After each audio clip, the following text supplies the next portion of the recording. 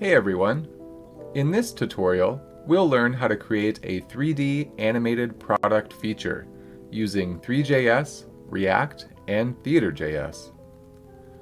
We'll set up the project from scratch, so you'll learn how to create a Vite project using React 3 Fiber, Theater.js, and Tailwind CSS. We'll learn how to animate our camera and lights in the Three.js scene using Theater.js. We'll learn how to use React 3 Fiber to create custom Three.js components. We'll learn how to use React to create dynamic and reusable HTML components with conditional styling. We'll use custom CSS to animate our HTML elements. And we'll use Tailwind CSS to style our user interface.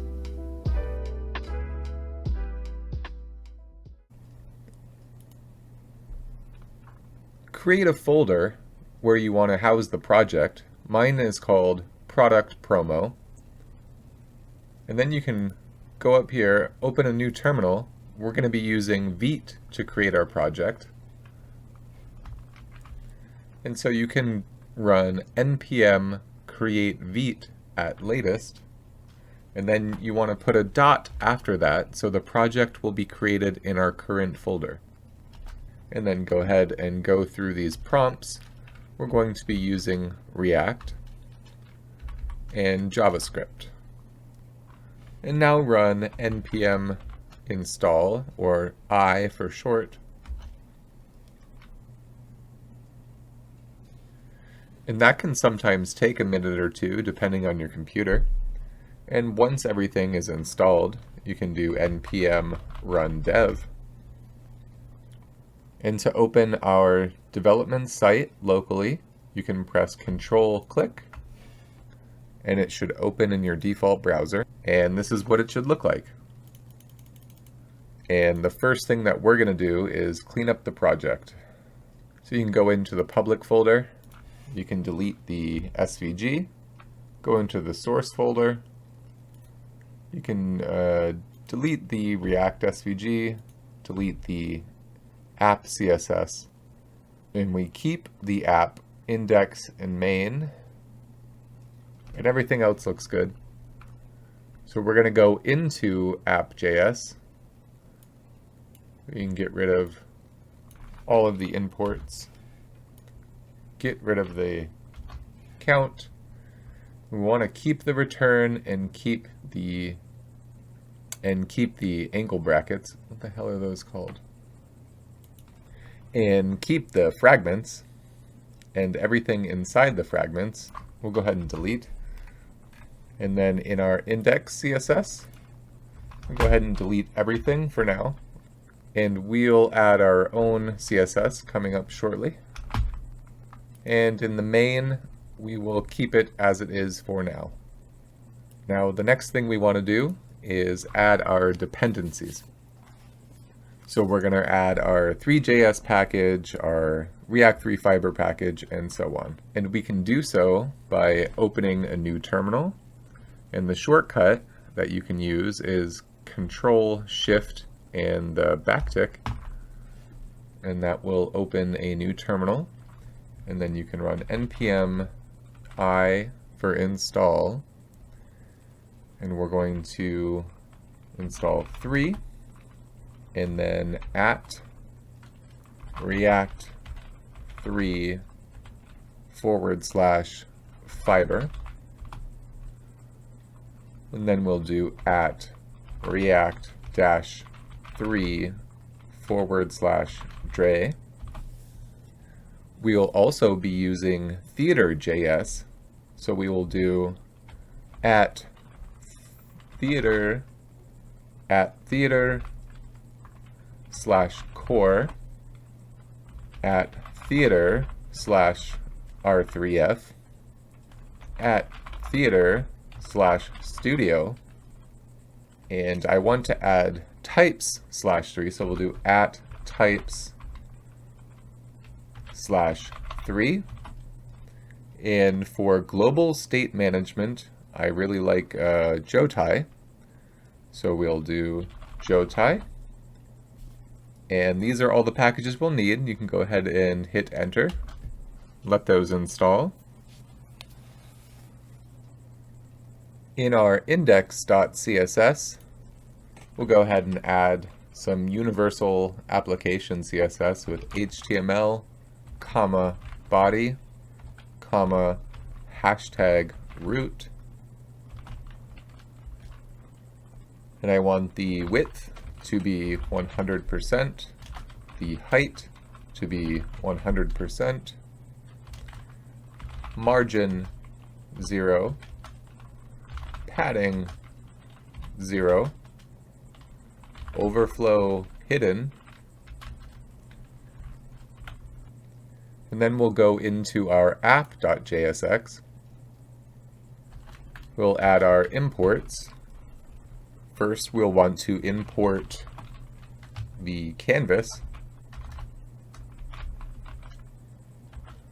So we import canvas from React 3 Fiber. And this will give us access to the React 3 Fiber class canvas. And in Three.js, this is what it looks like to create a scene. You have your const scene, a camera, and your renderer. And what the React 3 Fiber component canvas does is condenses all of this code into this component. And what we do in the app, we come down here and we put canvas. And to check if our canvas is working, we can apply a color, and it will be self-closing. And in this color, we're going to attach, and it won't be in the brackets, it'll be in quotations, attached to background. And we're going to pass args, and this does use the curly bracers, and then inside an array, and then inside a string, and we'll pass light blue. Now, if we look at our project, we should have a light blue screen, and that is the canvas. And to find a model for this project, I went over to Sketchfab, and I found a really cool steampunk watch model that I'm going to use as the product. And shout out to Axelmot. I'm going to give him a follow and definitely like this. I think this is so cool. And I think it's going to be a really cool product to have the camera do some animations around. And there's like a little inscription on the bottom here, a little picture of the cat. Yeah, so I like this. It's got a cool animation that we're going to use. And I'll put a link to this in the description. Or if you want to use a different model, you know, go ahead and pick one. And it doesn't even have to be a product. You can take this concept and use other models and do other types of things as well. And if you follow the link, just below the creator, there's the download 3D model. And I'm going to grab the GLB format. And I'm going to get the texture size of 1K. You can see this is quite a big difference. Since the project is only focusing on a single model, you'd be okay if you wanted to use the bigger one, but for performance I'm still going to use the 1K texture size. So go ahead and download, and then you could open a new tab or the same one, and then I always run my models through gltf.report. And this is a really good tool to optimize your models when you get them, or even if you make your own and you want to optimize them easy, just drag and drop right into here.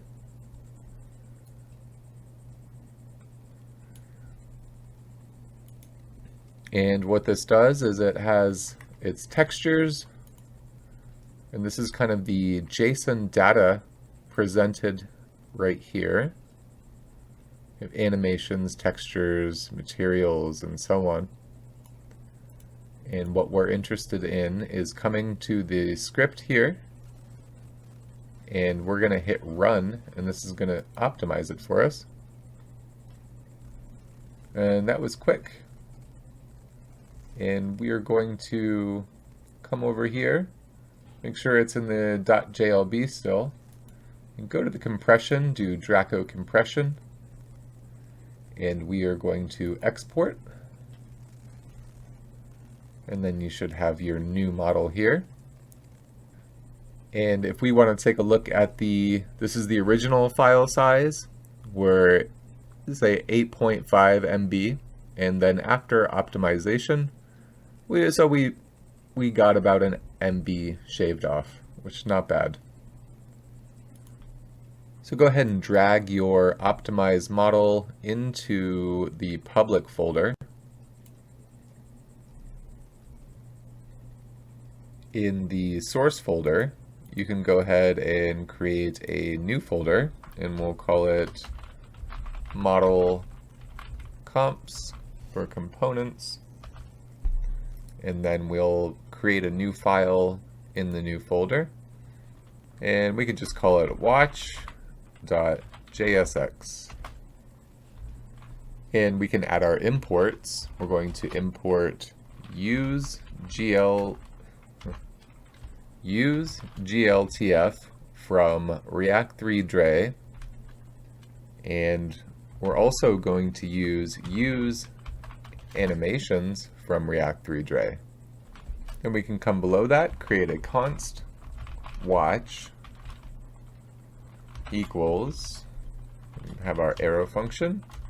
We'll have const model equals use GLTF, and then we'll pass the path to the GLTF, which will be // and you can cheat by coming over here, going to rename, hitting Control A, Control C to copy, then coming back, and then paste in your path, and the entire path should be in a string.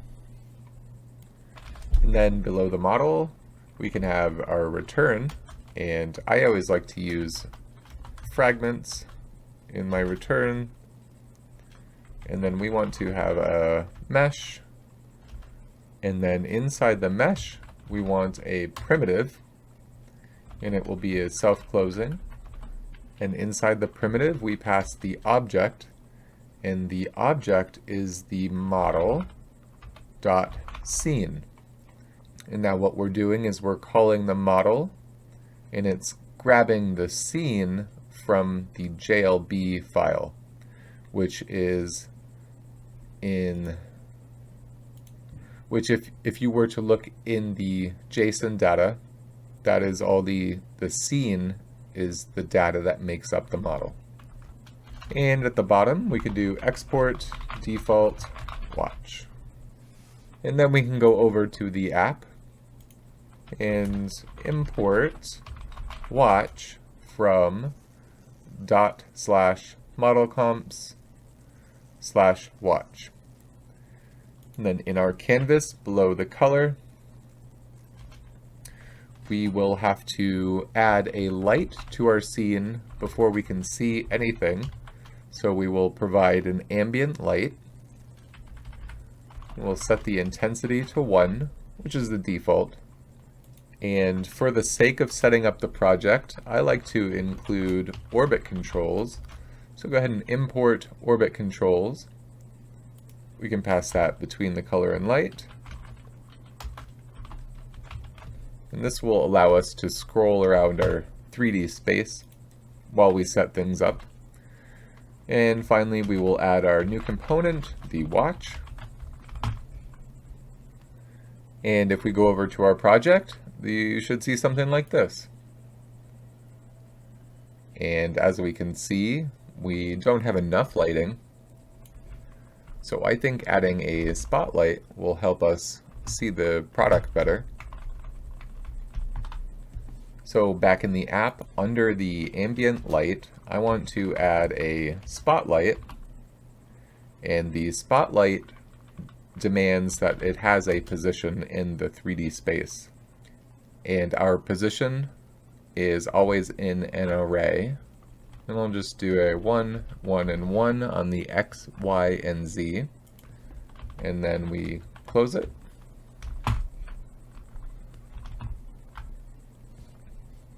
Now we can see that lightened it up a little bit, and it's actually pretty cool. It has we can see a shine on the material.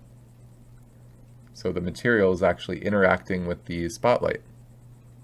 And we can use that to our advantage once we start animating the camera around the object. We'll also animate the light around the object. But clearly, as it is, it's way too dark and we need to add some more lights. So I'm going to get rid of the spotlight for now, and we're going to change it out with the directional light.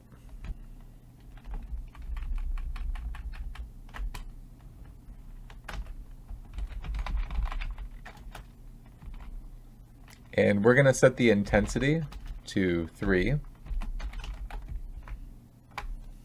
And we can see that brightened it up quite a bit, but we're still getting this strange darkness on the metal of the model. And the reason we're getting these dark artifacts in the model is because GLTFs are primarily PBR models, or physically based rendering models.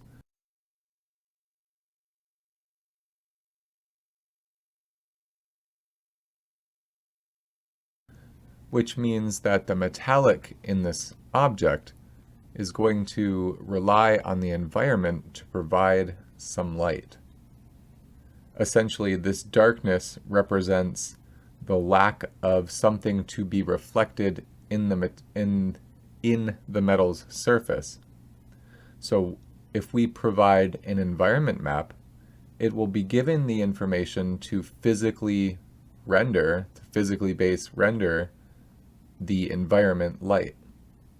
And so when you're working with metal models in particular, it's crucial that you include the environment map. And fortunately, React 3 Fiber and Dre sets this up very easy for us. So the first thing we're going to do is we're going to come into the canvas and we'll have GL equals, and then we'll have curly bracers and then one more pair of curly bracers. And then we're going to add physically correct lights. I'm going to set that to true. And what physically correct lights does is enables more accurate rendering of lights, especially when dealing with metallic materials like we are. So when this is set to true, the lights will behave more like they would in the physical world. And then we'll come up to our Dre imports, and we're going to import environment. And if we head over to the Dre documentation, and you can search for the environment, and there's quite a lot you could do with it. It's really versatile. Like, you can add your own custom environment, but why it's so easy for us is they have presets. So this is all the code we need to set up an environment. So we'll check out their storybook, and in here we can find what presets are available to us, and they're right over here, and we have, as you can see, several here that we could choose from. But for now, I'm just going to grab this here, we go into our code, and we can do this right below the color, and I'm going to use the city preset because I found that it actually looks good on the model. So I've had the preset fail on me and it crashed the project a couple times. So I actually recommend just getting your own HDR, and you can just Google those. Polyhaven has a bunch of free ones. I just picked one up of the sky. You can just download it from here, and you can take your download and drag it into the public folder. And now, for example, mine is sky.hdr, and then in the app, you just do environment, provide files, and then you provide the file path. And now that we've added that, we go over to our model and we can see now we have the environment reflecting, and it looks much more metallic. It has a much better look now. And now we're going to set up the Theater.js development environment. And to do that, we're going to go into the main.jsx, and below these imports, I want to import Studio from the @Theater Studio. And below that, we'll import extension from @Theater/React3Fiber or R3F/dist/extension. And below that, we're going to set up studio.extend, and then we're going to pass extension. And below that, we'll provide studio.initialize, and then we call the initialize. And in the app, I want to wrap our entire app in suspense. And I want the fallback, we could set as null.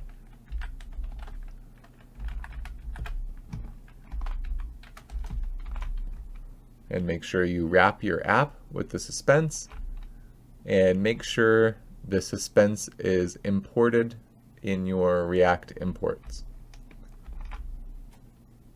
Now we'll go into the app component, and in the Dre imports, we're going to get rid of the orbit controls because we're going to be animating the camera shortly. And we're going to add scroll. We're going to add scroll controls and use scroll. Below that, we'll import get project, and it has to be inside the curly bracers, get project and val from @Theater/core. And below that, we'll add another import, and we'll import the sheet provider, the perspective camera, and use current sheet from @Theater/R3F.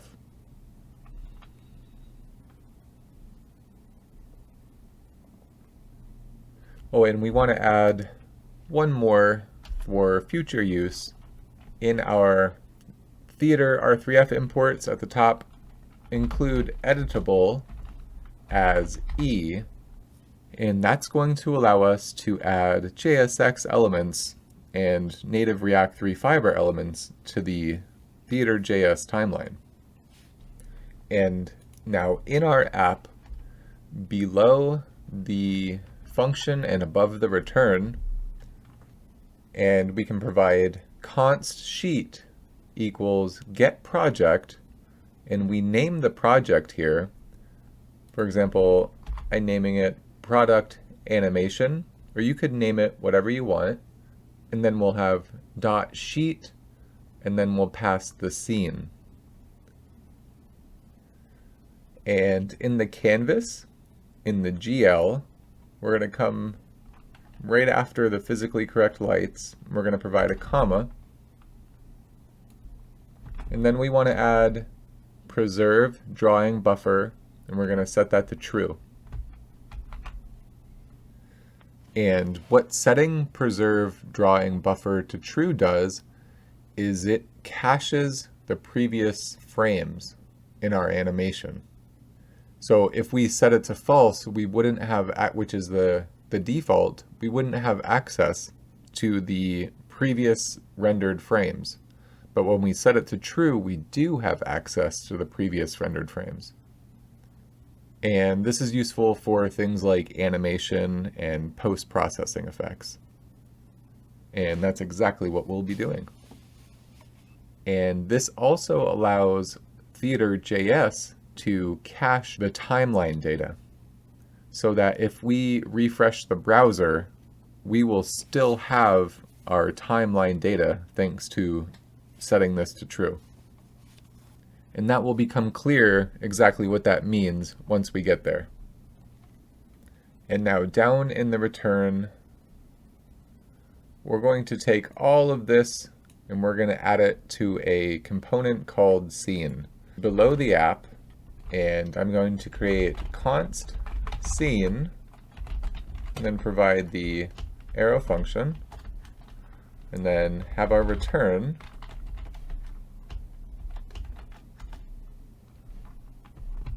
And above the return, we're going to provide const sheet use current sheet and const scroll equals use scroll. And both of those are being called. And then below here, we're going to set up our use frame. So we'll need to import it first. And we can do that in the React 3 Fiber imports. After the canvas, we can just do use frame. And above our return, we'll do use frame, provide our arrow function. And inside the use frame, we're going to have const sequence length equals val. And then we're going to provide inside the val sheet.sequence.pointer.length. And below that, we're going to have sheet.sequence.position equals scroll.offset multiplied by the sequence length. And this is what is setting up the animation to be tied to the scroll. And now we can come down to the return statement, and in the return, we can come up to what's in the canvas, and from the watch to the color, we can cut it and paste it. And then where that was, we can provide the scene.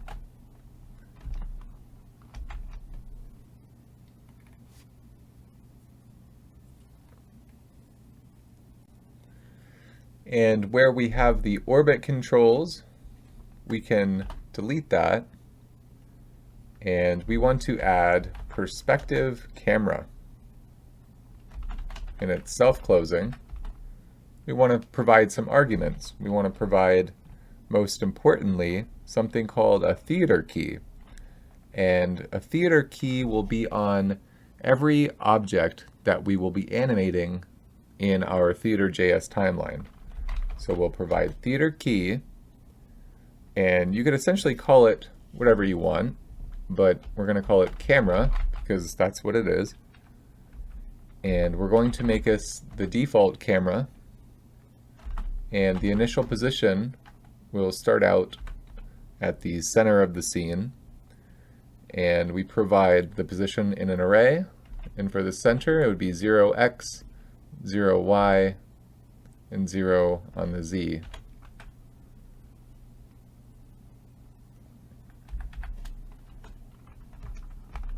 And we want to provide also the field of view.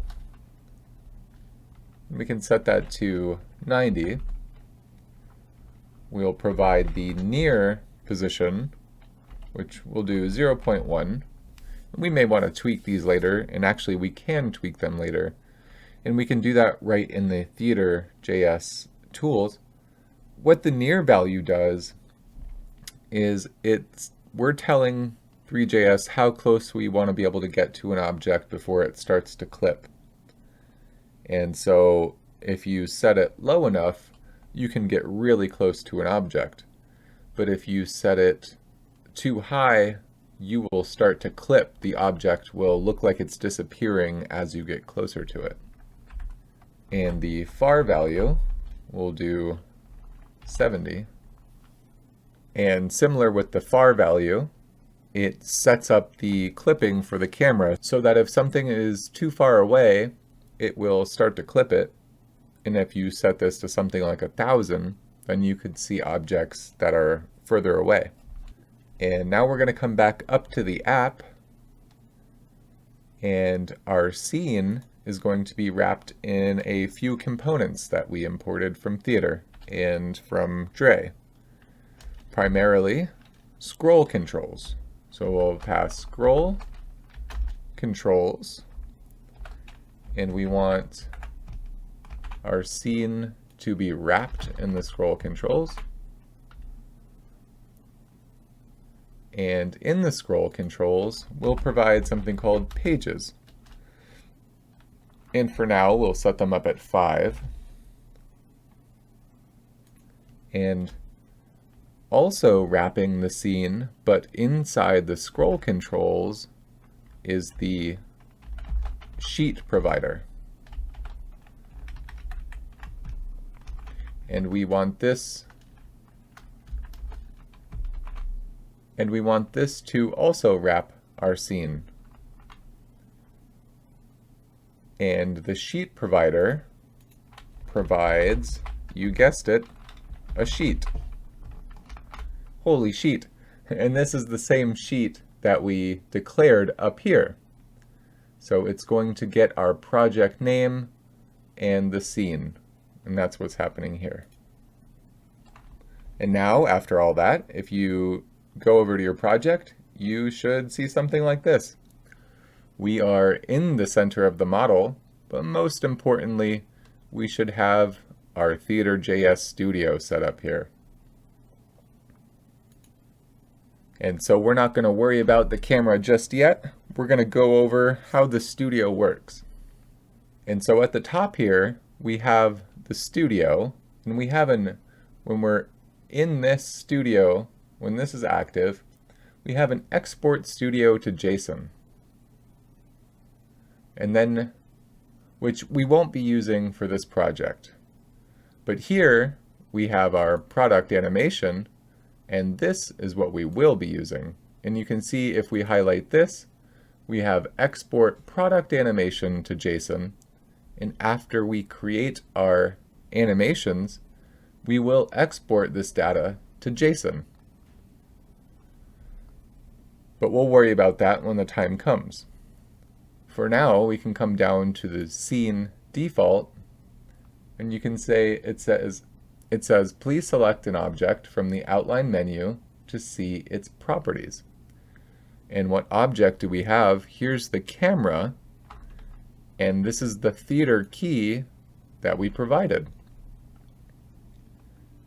And now we can click on the camera, and now we have access to all of its props. And what you want to do here is we're going to right-click on the props, and you have to sequence all. For everything you ever add to your timeline, everything that ever gets a theater key, it has to be sequenced to the timeline. And you can see once we sequence all, now we have access to the timeline.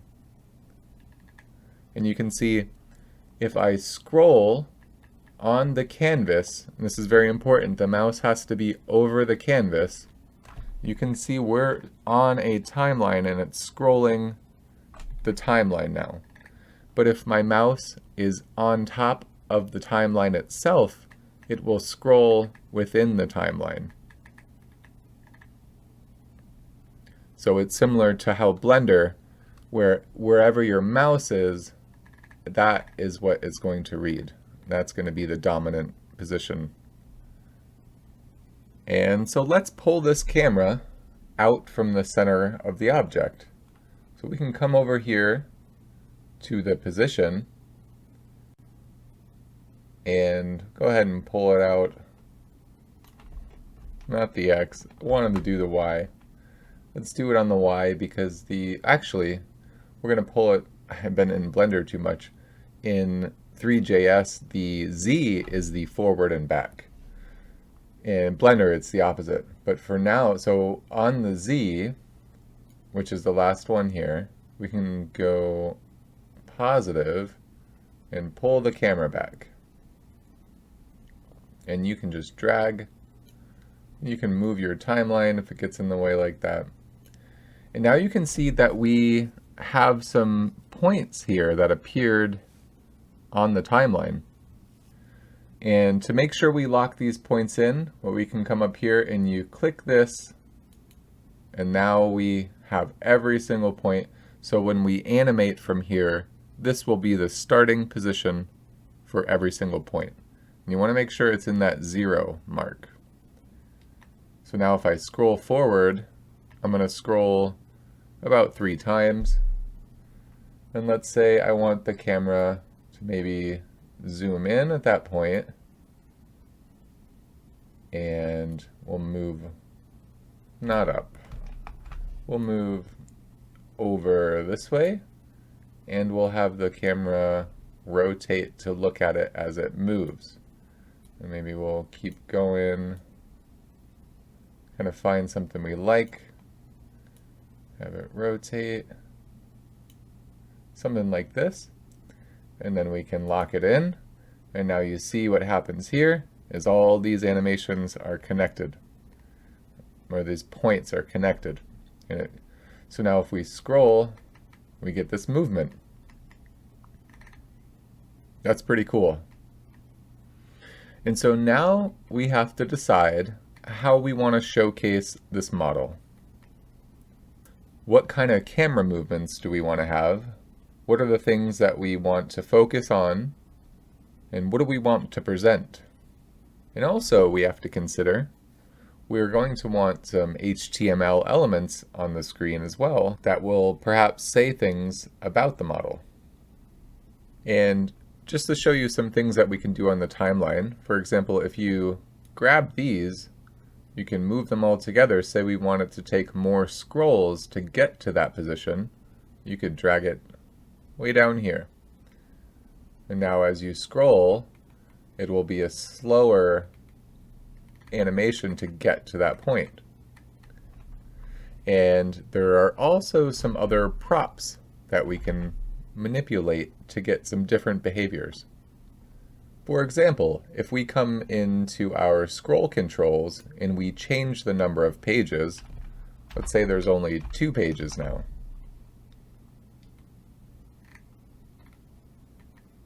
And this changes how things scroll.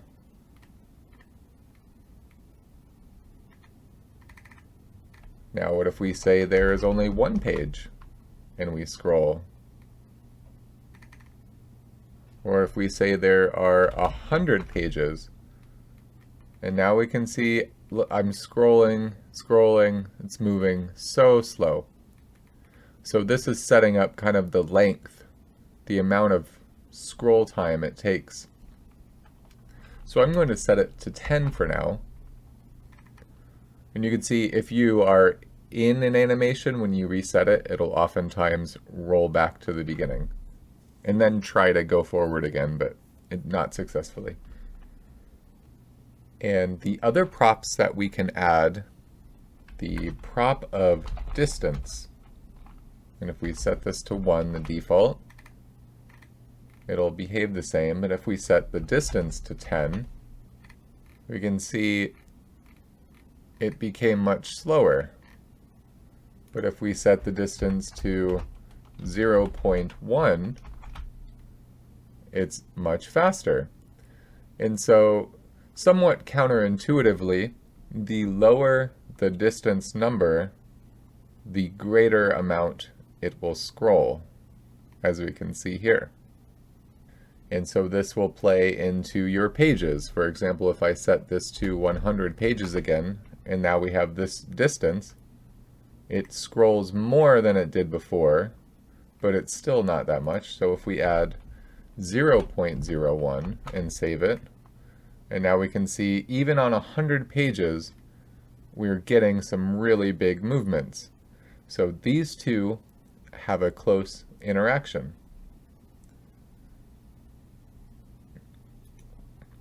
And it comes down to personal preference and how you want your projects to look and feel when you're developing. Or if you have certain purposes, as we'll see later, we can create certain states that are dependent on the page. And we will create a page logger to tell us which page we're on.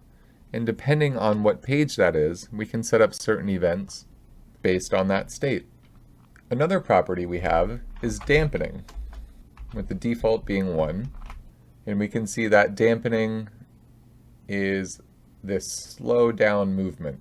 So if I increase the dampening to 10,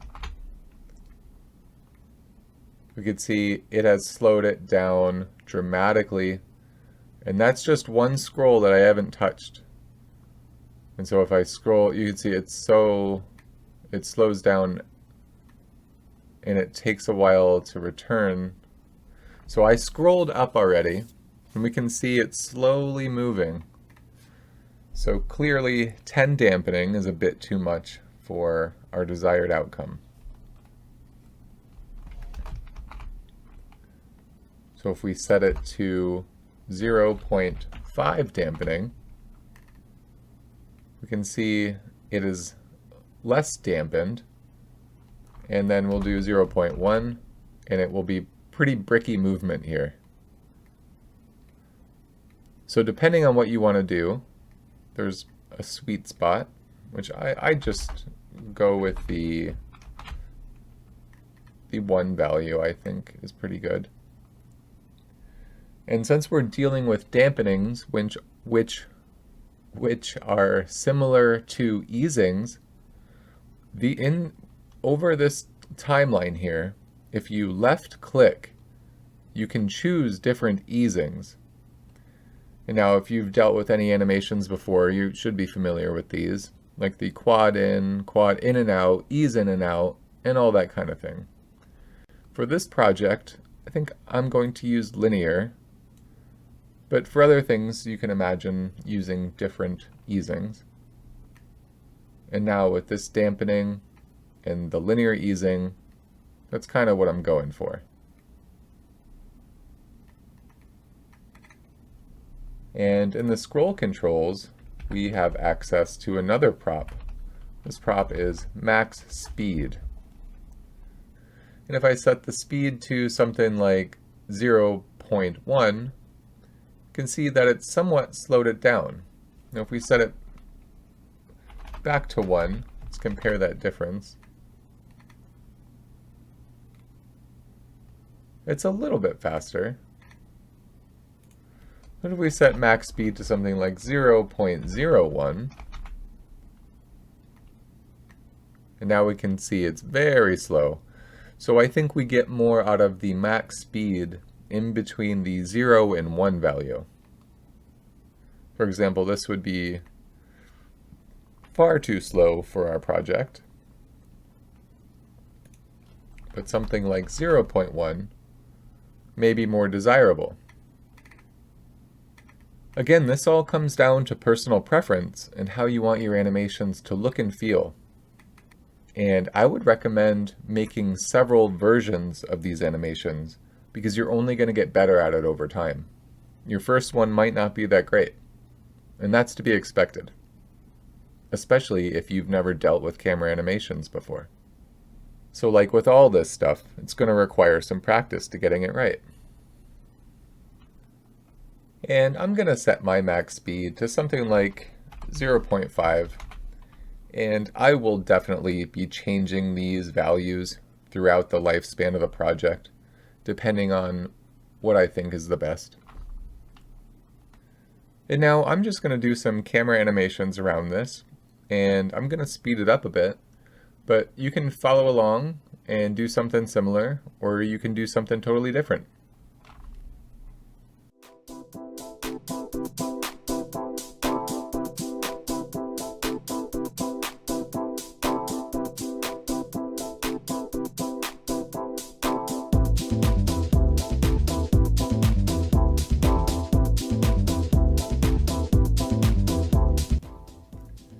And just a little note, if you want to scroll on the timeline here, you can hold down Control and do the mouse wheel.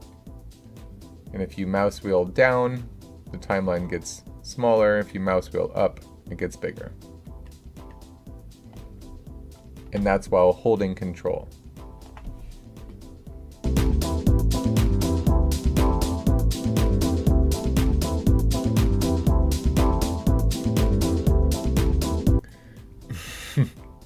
And I got this far in already and I decided I don't like the very beginning shot. So if you want to, and you find yourself wanting to get rid of everything that you've done, as sometimes will happen, you can hold down Shift and drag, and then you can right click and delete. And just make sure you grab them all, hold down Shift, drag, right click and delete. And now you have a fresh canvas. Before we create our final camera animation, we want to take into account where we're going to be setting up the product information. And we're going to do this in a unique way that allows us to have our HTML within the scroll controls. So as we scroll and our 3D scene animates, our HTML will scroll along with it. And we can do that by coming down to Scroll Provider, and just below that, but within Scroll Controls, we're going to provide capital S scroll. And then we're going to pass HTML. And we have to come up to our Dre imports, and we're going to import scroll.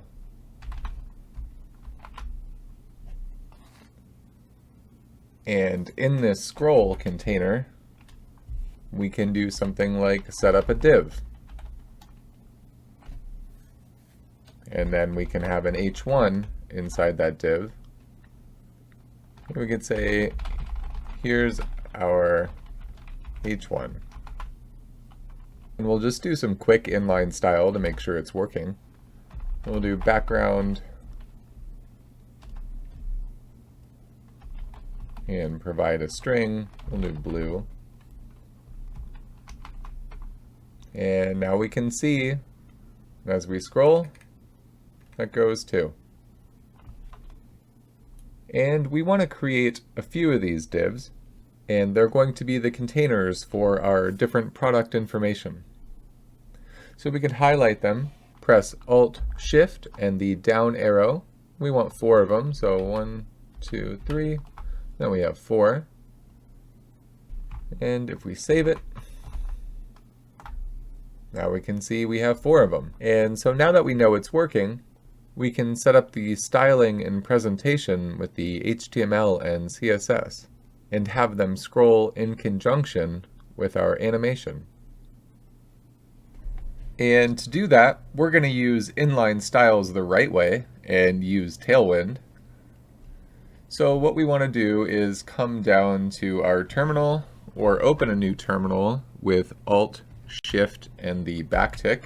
And from here, we're just following the instructions in the Tailwind documentation for a Vite project, in which we'll do npm install -d Tailwind CSS post CSS and the auto prefixer.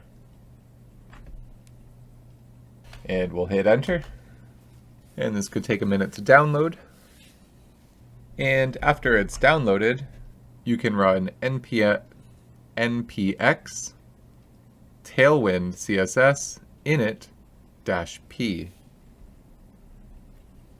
And this will create a tailwind.config.js. And we're going to go into the Tailwind config, and we're going to change the config to include our index and the source. And it's probably going to be easier if you just go to the link. I'll put the link in the description, and then you can go to the link and you can just copy this information. And then we want to go to our index CSS. And at the very top, we're going to provide @Tailwind base, @Tailwind components, @Tailwind utilities. And if you currently have a server running, go ahead and start a new one. So just open a new terminal, npm run dev. Then we can go into the app, and to see if it's working, we'll replace our H1 with the Tailwind example, which provides us with a few classes to see if the Tailwind is working. And if you head over to the project, we can see in the corner, it is indeed working. So we have our underlined and the text is larger as specified in the class names here. So now that we have Tailwind working, we can get rid of the JavaScript inline style. So what you can do is highlight one of them and then Control D will highlight all the other instances, and then you can just delete them all at once. And while we have all of the cursors here, we can go ahead and add class name, and we can do BG-sky-500. And this will give us a sky blue background. We can check our project. And now we see it's working. And we want each of these divs to take up an entire page. So we want them to have a view width of 100 and a view height of 100. So we can do W-screen and H-screen, which will give us that result.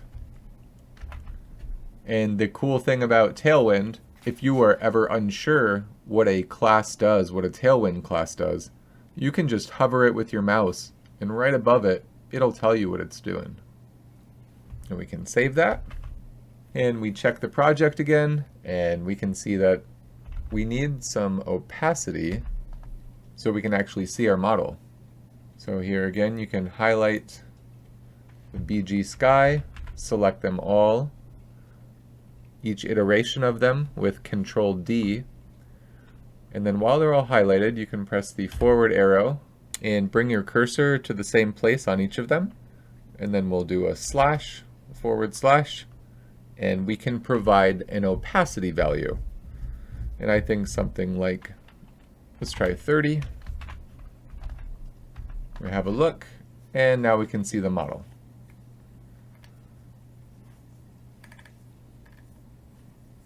But we won't keep things this way. This is just to show you how we have to set this up, is that each of these divs represents one of the pages. So there is a direct relationship to our pages and this div here, which we're about to turn into a React component. And that React component will be called scroll page container. And what it's going to do is it's going to encompass an entire scroll page, which is this right here. And so for example, you can see we have 4. This is 4 whole pages. This is 4 pages in relation to where we are in the pages animation. So for example, if you wanted one of these divs at the very bottom on the last page, you would actually have to put 10 whole divs, and on the 10th one, that's where you would have what you want to have it at the bottom. And that's of course not really how we do things normally, and this is a special case here because we are directly tying this HTML to this pages by doing that. And that way, whenever we're on a certain page, we will expect to see whatever div number that is. And so we can go ahead and start making these components.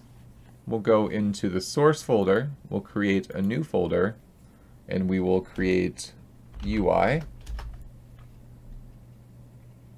And then in the UI, we'll create a new file. And we'll call this the scroll page container.jsx. And then we can do const scroll page container arrow function, and then our return every time. And in the return, I want the fragments, and then we're going to take this div here. For now, you can go ahead and copy it, and then just paste this in here. And instead of having the H1, what we want is we want to be able to use anything inside this div. And to be able to do that, get rid of this, and we're going to say children. And then up here, we will also have to pass children. And I just have to rearrange this CSS order. It's bugging me. I like to do my own sense of importance, and the size I always think is one of the most important thing. So I like to put that before everything else. And then things like relative.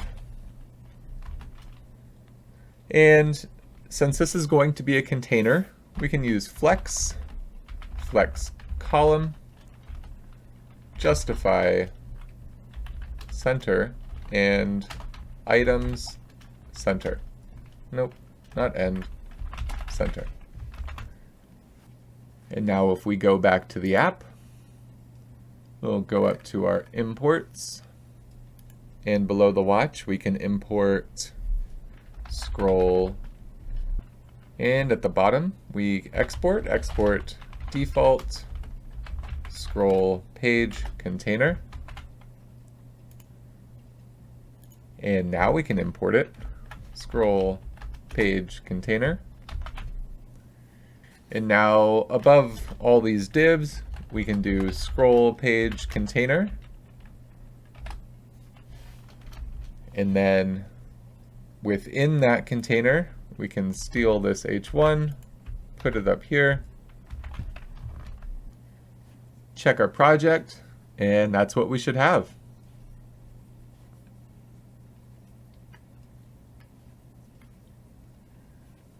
And now what we can do is we can get rid of all these other divs. Get rid of those. And we can set it up that we can highlight these and Alt Shift down to copy.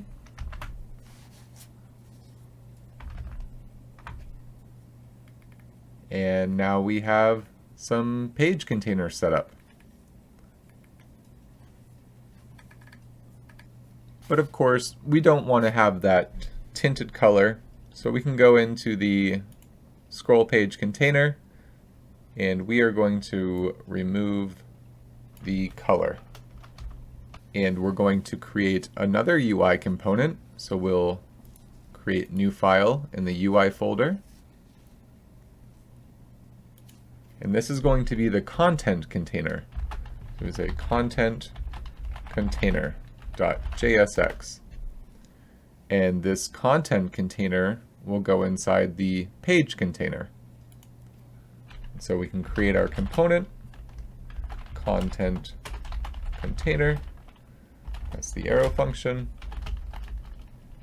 Return. And our fragments. Actually here, I don't want to use fragments because we're already inside something and we won't have a hierarchy issue. I don't think. And this is where, and this is the container our H1 is going to go into. So here is where we'll add color. So we'll have a div, and in that div, we're going to have children, and we might as well go up and add it here as well, children. And we want to style this div. We'll say class name, and I want a width of 90 view width. And so you can always provide custom values with Tailwind by putting it in the array brackets. So that'll be a width of 90 view width. We're going to leave the height as auto so we don't have to provide anything. And here we'll provide our BG sky 500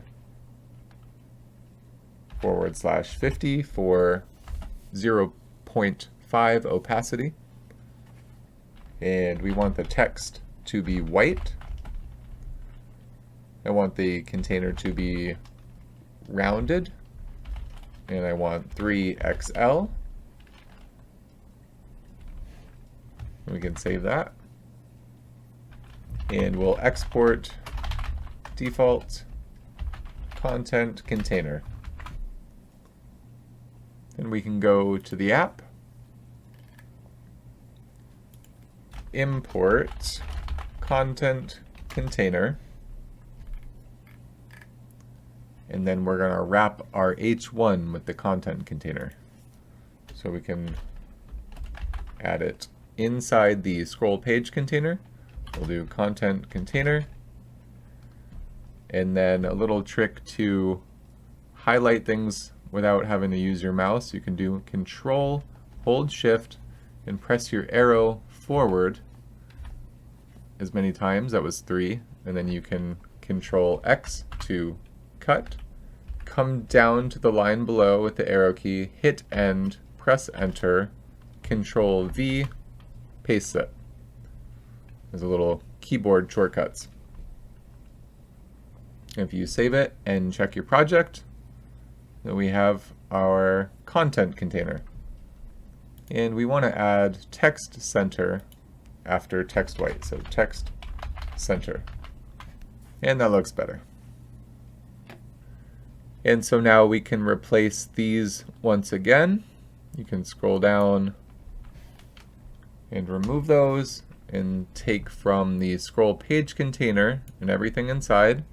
And then you can Alt Shift down arrow, 1, 2, 3. And then we have 1, 2, and there they are.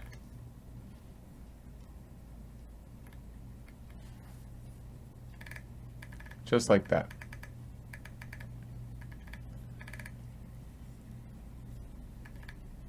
And that's enough CSS for a minute. I want to go back to our theater, and I want to change the background color. So I'm coming to the app. So I'm coming up to where we have our background color, and I'm going to change it to black. And I'm going to get rid of both of these lights, and I'm going to replace them with an editable spotlight, which means the spotlight will be on our Theater.js timeline, and we'll be able to move it in sync with our camera. So we do E, and then we'll do spotlight. And it's self-closing. We have to provide the initial position, and we'll just do the center of the scene because we'll be able to move it. And we provide the intensity. We'll just set the default. And of course we have to provide the theater key.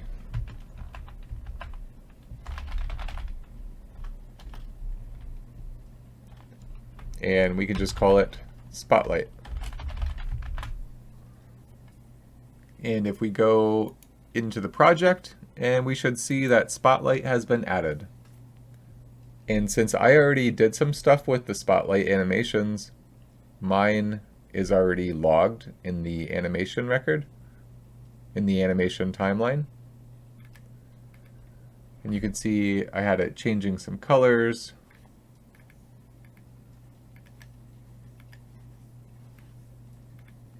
Oh, and important too, on the bottom of this timeline, here is the sequence length. And so you want your sequence length to be the end of your animation. And so when your animation is done and you like where it's at, you should find this on your timeline and you'll drag it here. See, because otherwise, when you get to the bottom of your animation at the end, now this scroll bar lines up with the end.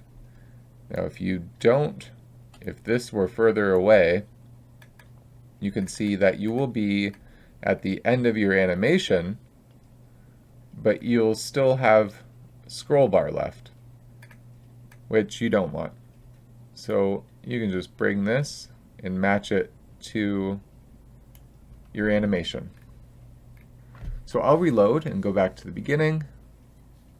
So it's very difficult to try to animate lights without a light helper because you just really don't know what's going on. You could turn it some angle and it's not doing what you want. You can't figure out how to get it to do what you want, and so that's what light helpers are for.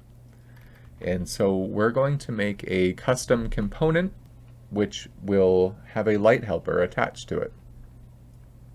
So we can go ahead and create that new component. In the source folder, we can create a new file, and we'll call this Spotlight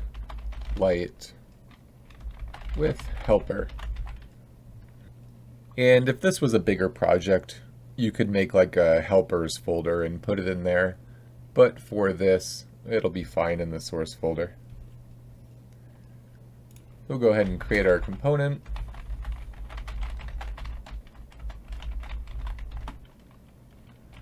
Our arrow function. Set up our return. And what do we want to return? And we're going to return E for editable, and then spotlight, and that should be self-closing. And then we can export default spotlight with helper. And so at the top, we're going to import everything we need. So we'll import first spotlight helper, and that's from 3. Then we're going to import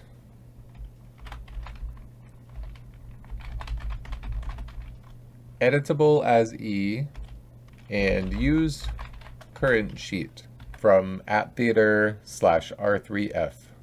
Below that, we'll import extend, use 3, and use frame from React-3/fiber. And then we'll get our React imports with import React and useRef and useEffect. And at the top, we're going to do extend, and we're going to pass the spotlight helper. And what this extend does is allows us to use the spotlight helper from 3 as a component within React-3/fiber. And now above our return in the component, we're going to set up const scene inside curly bracers. And this is coming from our use 3, and we call that. We're also going to set up our ref, so const ref, and this is equals useRef, and then const helper ref equals useRef. And then we'll create a space here, and we want to set up a useEffect. And we get our arrow function going. And we'll say if show helper is true, then we will call the helper ref the current equals new spotlight helper,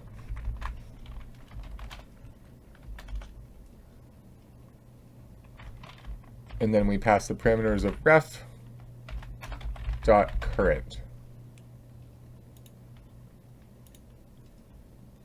And just to make this more clear what's happening, we're going to add the ref down here, and this is going to be ref equals ref. So now, and then we can also, we want to add 3 dots and then props. And these 3 dots are the spread operator, which is basic JavaScript, and we can use it in JSX. And it's just a way to get all of the properties and their values from one object to another.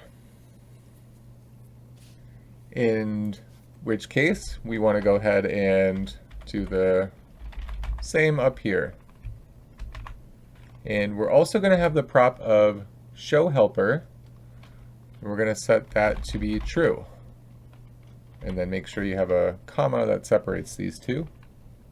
And now this if statement will make more sense because we have show helper true if show helper, and then this is what we have. So, but we're not done. So back in the if statement, now that this will help us understand more what's going on here. So back in the if statement, we're going to do scene.add helper ref.current. So it's pretty straightforward.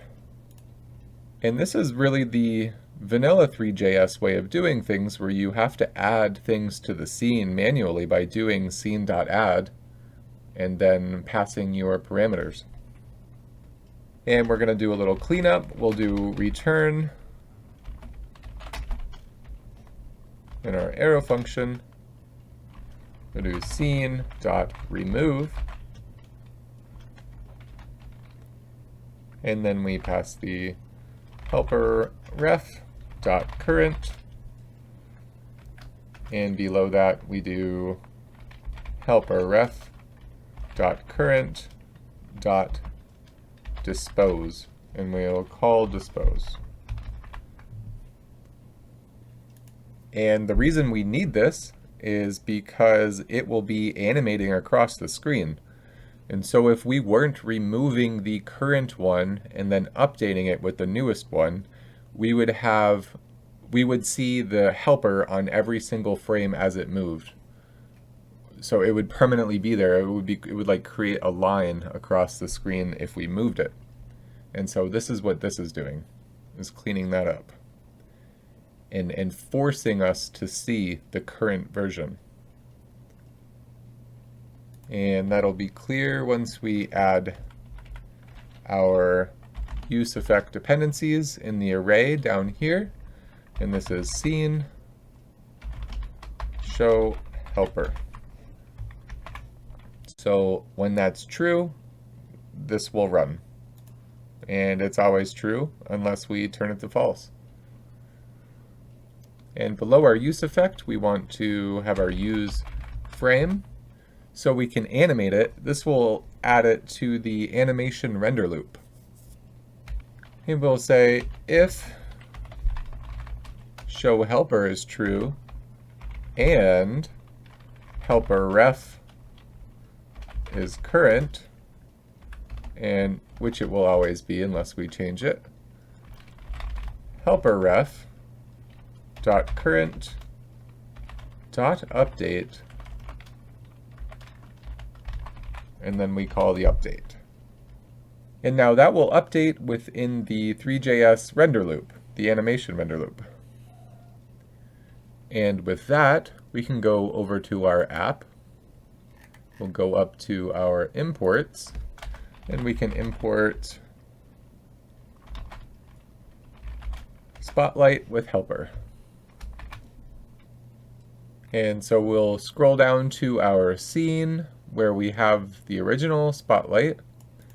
We can go ahead and get rid of that one. And now we can add Spotlight with helper as a self-closing tag. And now we remember we have to add the theater key, and we'll call this Spotlight 1 because I want to have more than one.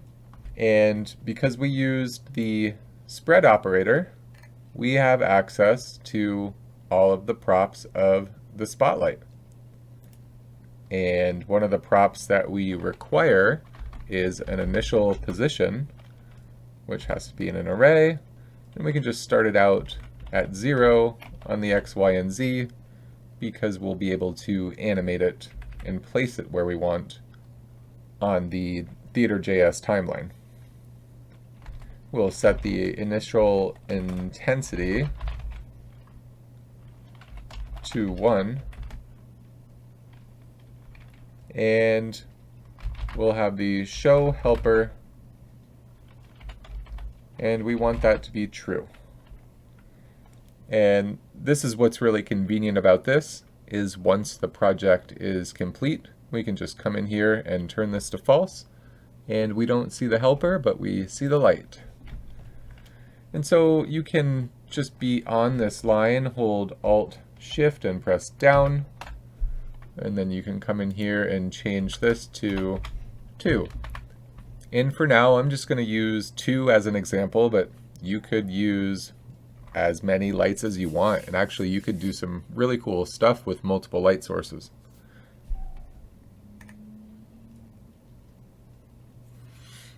Oh, and in the Spotlight helper, I made an error in our prop setup here. Everything needs to be in the curly bracers, not just the props section. So it should be the curly bracers with your show helper equals true, and then your spread operator with the props, like this. And once we fix that error, and of course our components should have capital letters, always capital letters, because that's how React works. And make sure my import is capital. And you also have to be doing the right thing. So see, I have Spotlight helper. Our component is Spotlight with helper. And that's how easy mistakes occur.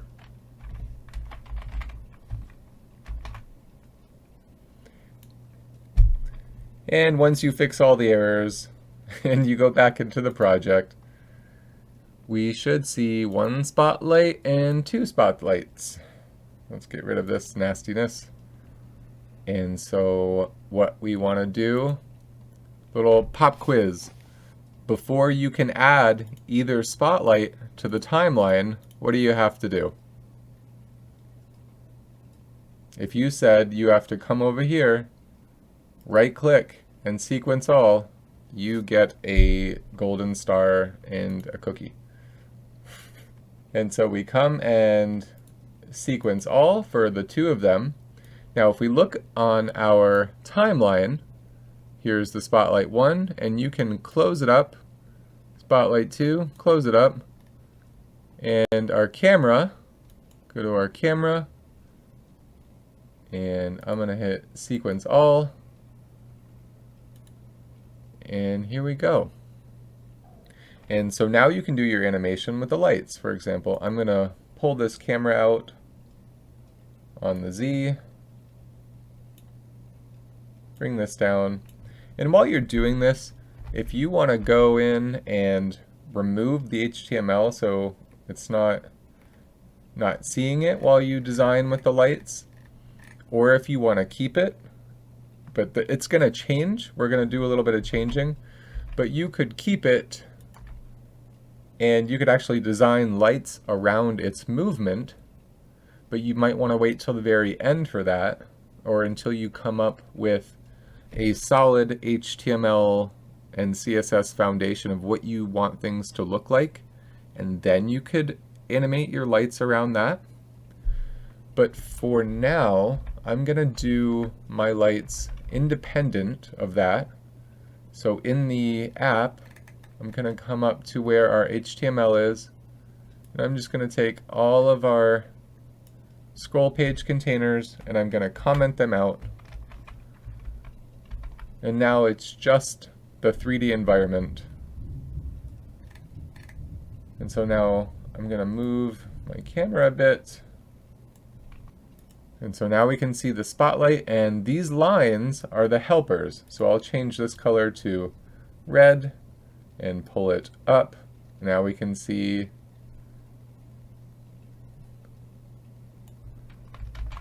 I'm going to pull it up. We can see spotlight 1 is red. Come over here, make this one blue. I will pull this one to the side. We can go back to the red one. Maybe pull this one to this side. Pull it kind of up. And to get to see these, you want to open the angle up on them. And maybe just for while you're developing with them, I like to turn the intensity up to like 10. And now you can really tell what's going on with the light. We go over to the other spotlight, turn the intensity up to 10. You could even turn the intensity up higher.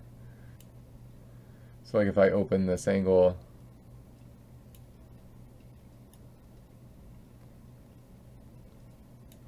scratch that. So we do like 10. So you can see if I do like 100 intensity here. And so this light looks like it's coming from inside. And so now I'm beneath the object. And so let's just, I'm going to set this as the starting position, set this one, and set the camera. Now this is my first frame. I'm going to scroll forward a bit. Oh no, I think I have the dampening up too high. Okay, there we go. And now around here, I will, just for example's sake, quick example, make sure I'm on the camera. Gonna pull back some more, come up some more, look down some more. I'll log that in. And remember, you have to hit this to log it in. This props right here. But sometimes if you click it again, after you've set props, it will take them away. So just pay attention. Sometimes it's better to just delete the node and then set a new prop instead of propping over something. And so on the first spotlight, at this position, let's say, I'll move it like, whoops. See, I'll move it like this, where say go to the other side, and maybe turn up the intensity as it goes. I'll lock those in, go to spotlight 2, maybe pull it over like this. You could even change the color now to a white. And I'll lock it in. And now here's just a small example.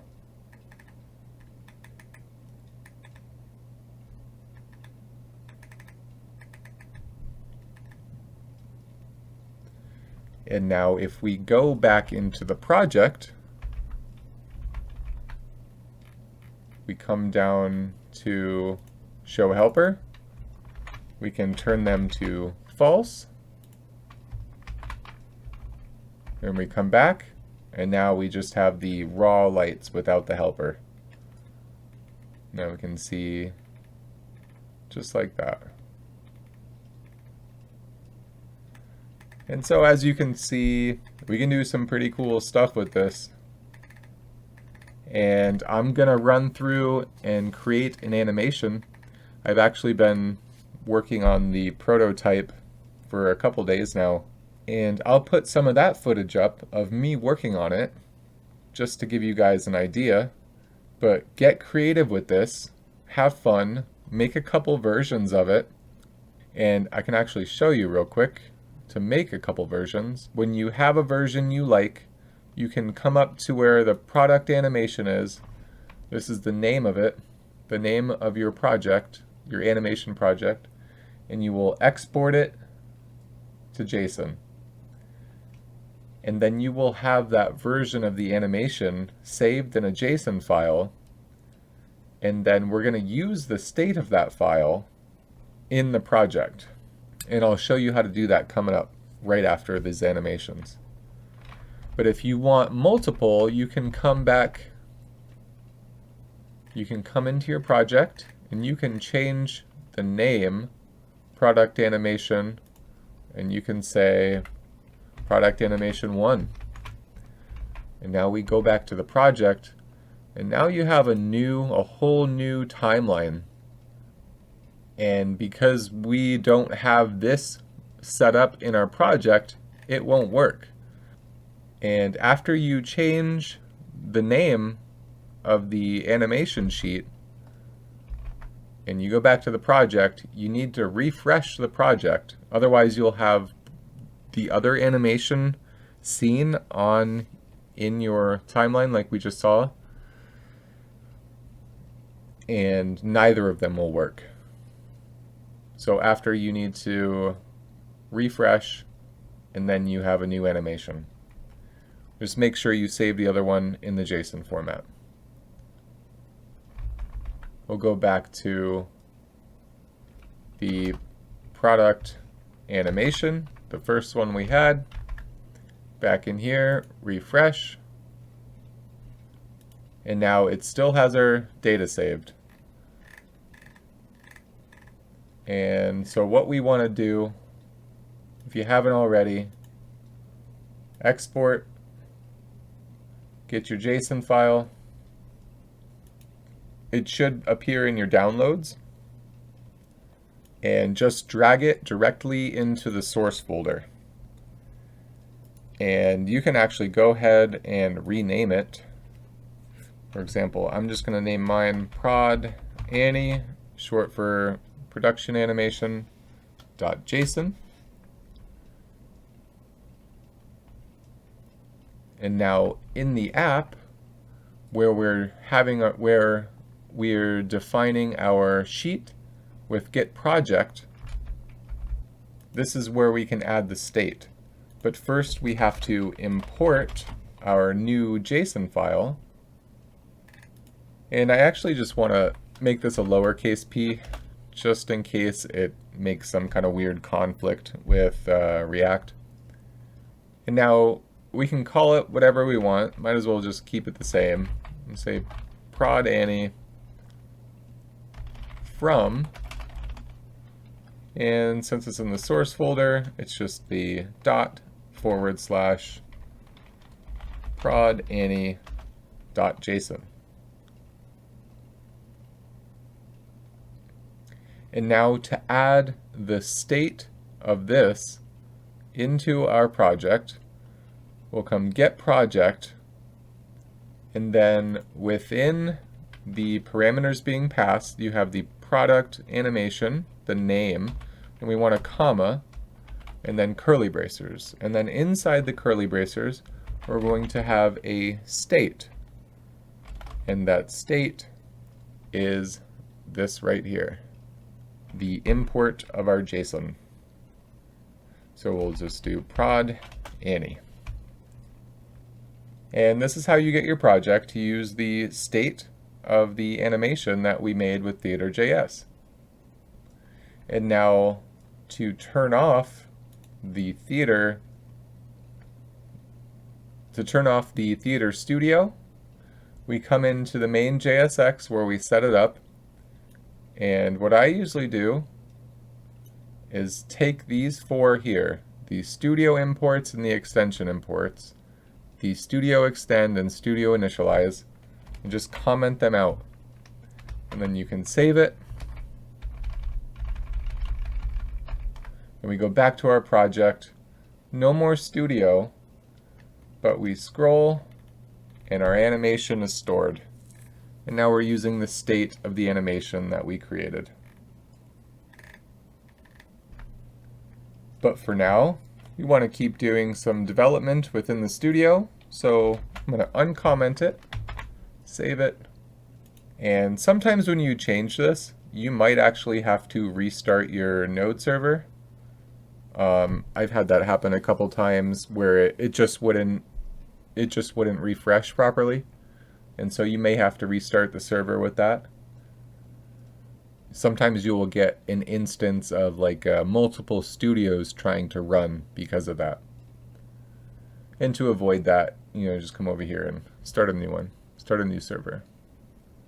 And so now you can go ahead and create your animations, maybe make multiple versions of animations and see what you like. And once you get an animation you like, do the export process that I showed you, and then plug in your state. And then once you're all caught up to speed, we'll get back to the HTML and CSS.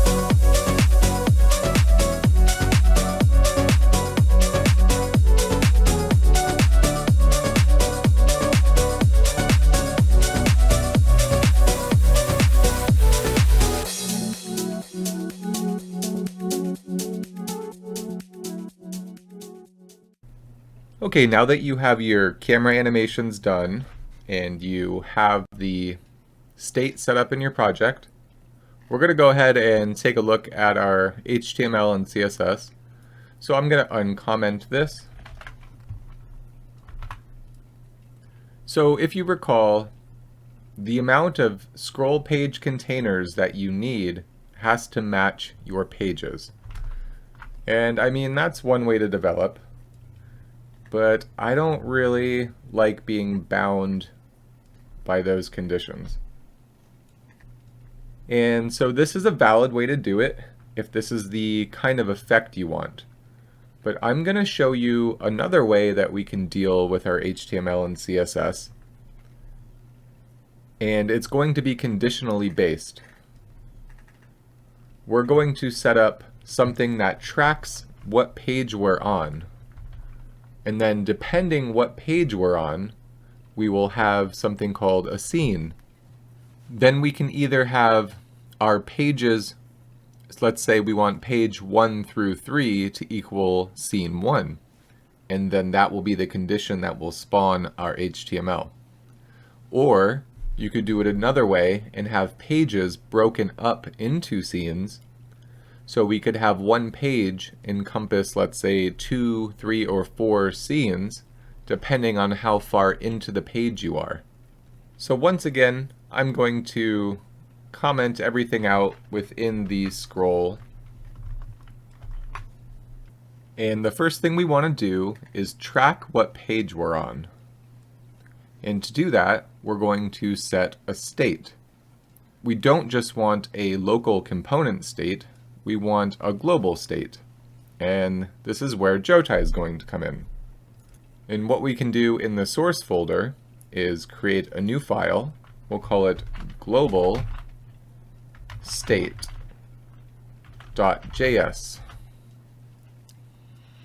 And at the top, we'll import Atom inside the curly bracers from Jotai. And to set up our global state, we'll do export const current page Atom. And we set it to equal Atom. And the initial value we'll provide is 0. And we'll head back to the app. Now in the app imports, we will import Atom from Jotai. And then we will import the individual Atom. and this will be the current page atom. And we're going to head down into the scene component, and above our use frame, we'll create basically a use state, but it is a use atom. And so we'll have a const current page set current page equals use atom, and we pass current page atom. And we're going to completely change the way this use frame works, so we can for now get rid of everything in there, because we're going to place the logic outside of the use frame and then use a callback within the use frame. So below our atom state, we want to set up a const of sequence length equals val, and then we're going to pass through the sheet.sequence.pointer.length. And below this, we're going to create a function, and it's going to be log current page callback. And we're going to pass in scroll and callback. And here we will set the const current page equals math.floor, and we're going to pass in the scroll.offset multiplied by scroll.pages. And then because we declared the current page as initially 0, we're going to +1 so that the very first page isn't 0, it'll be 1. Then we'll use our callback, and we'll pass current page. Now in our use frame, we want to use an if statement, and we'll say if scroll is true, which it is, then we want to log current page callback, and we pass the scroll and set current page, and below that we pass sheet.sequence.position equals scroll.offset multiplied by the sequence length. And if you recall, this is just the logic we set up earlier that we've now repurposed from here and here. And so back up in our log current page callback function, just above our callback, we want to console log, and we can set it up by passing it a string. We'll say current page colon, and then outside of our string put a comma, and then we put current page. And this should tell us in our console what page we're on. And it was my mistake at the top here. It's we import use atom from Jotai, not atom, but use atom. And now if we check our project, we have our current page. And you can see that we're getting this log every single time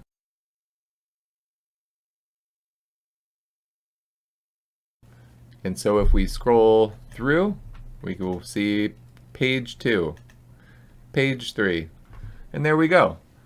And now we can use these pages to create conditions to spawn our HTML.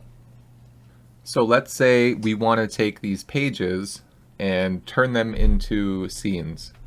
And there are two different ways to do this that I like to use. One of them is to use multiple pages and then turn those into a scene. And another way is to have your pages broken into many scenes.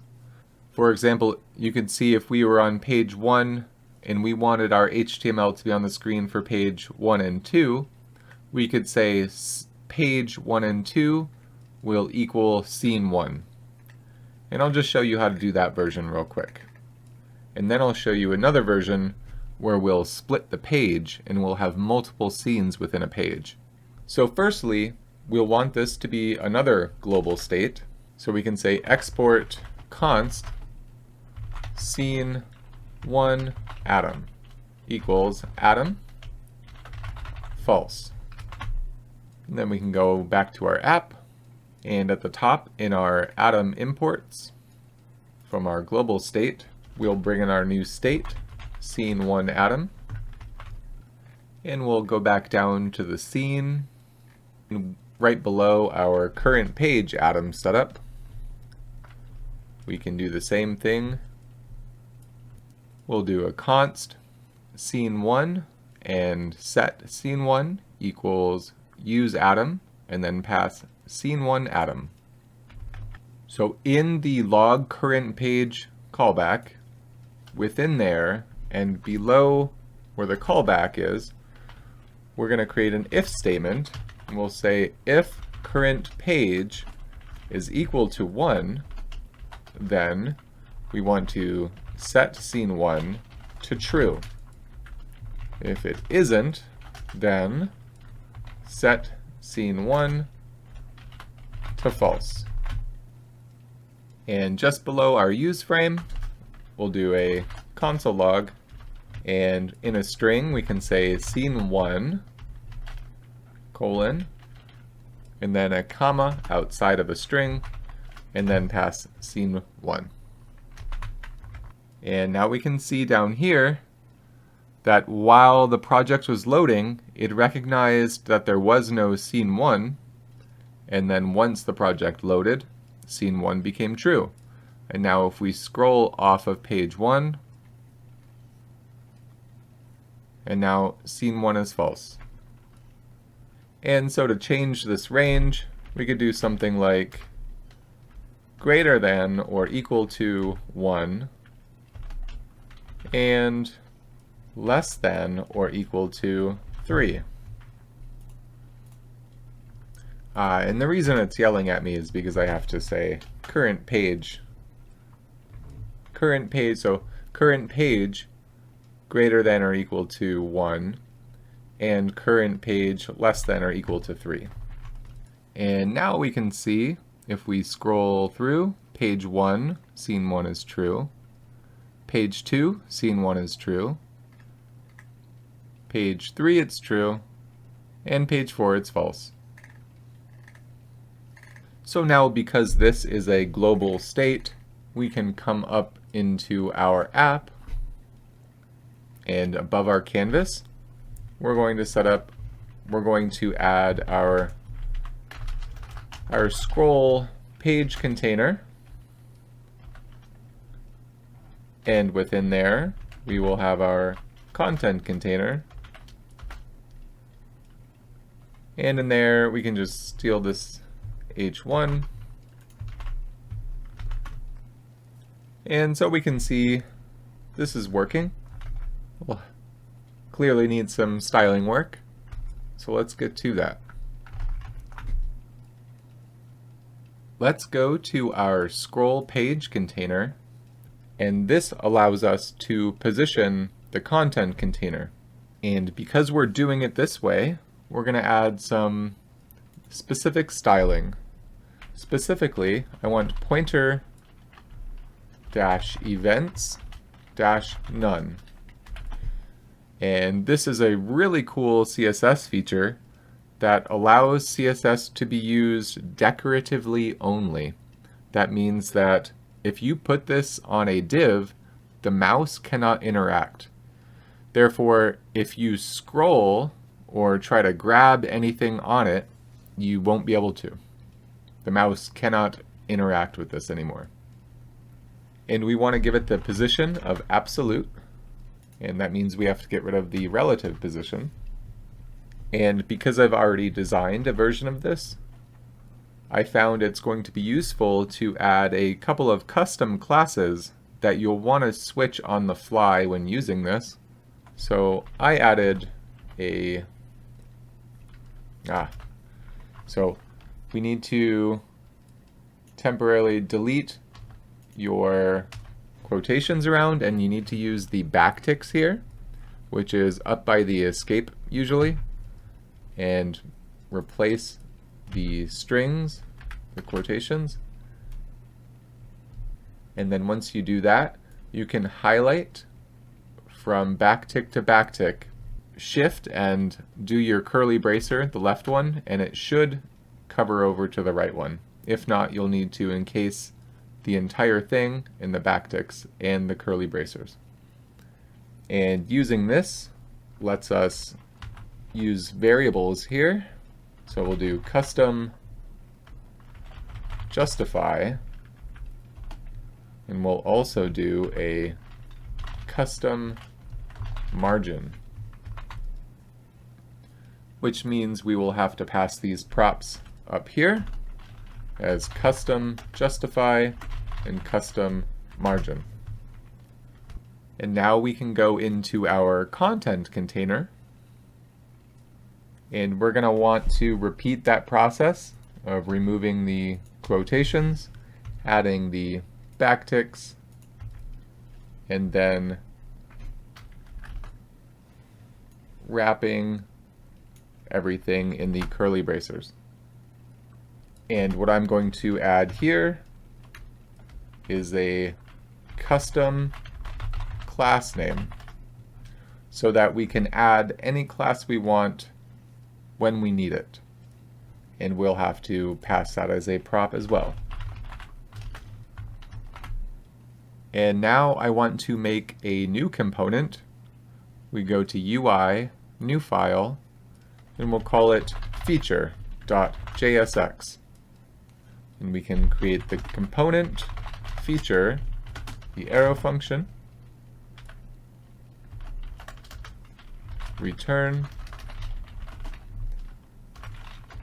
and in the return have our fragments, and within the fragments we'll have an h2, and we can give the h2 some class names. We'll give it text-6xl, lg text 9xl. Inside of the h2 we want to make it dynamic, so in curly bracers we'll pass title, and then beneath the h2 we'll do a paragraph tag, and within there we'll pass the description, and we want class names here also, a margin top and bottom of 5, and a text -3xl. And now we can go over to the app, and up in our imports, where we're importing things from the UI, we'll import feature. After you come back to the component and do export default feature. And now back in the app, you can import the feature.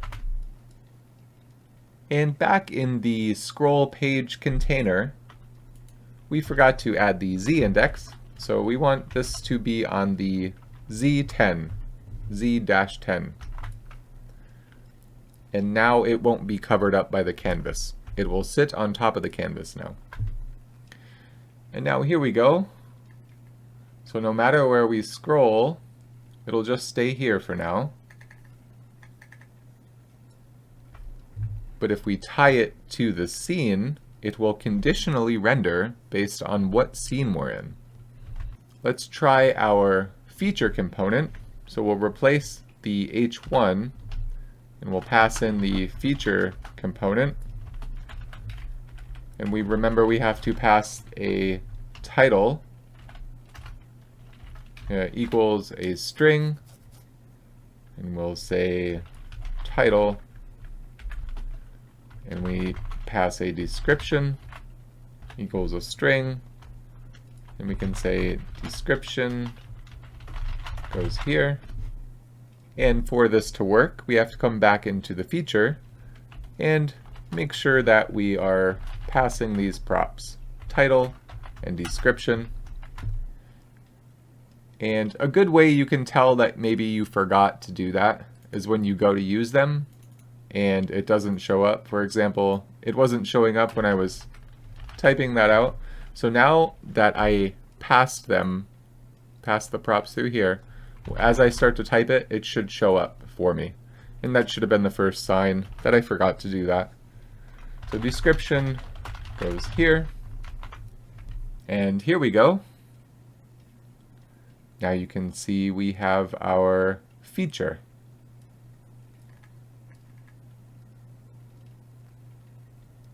And so now I'll show you how to conditionally render this. I just want to change the scene setup just to make it happen quicker. So we'll do pages 1 and 2.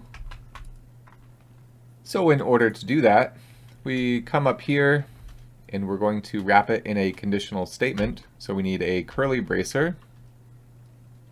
And we'll say scene 1.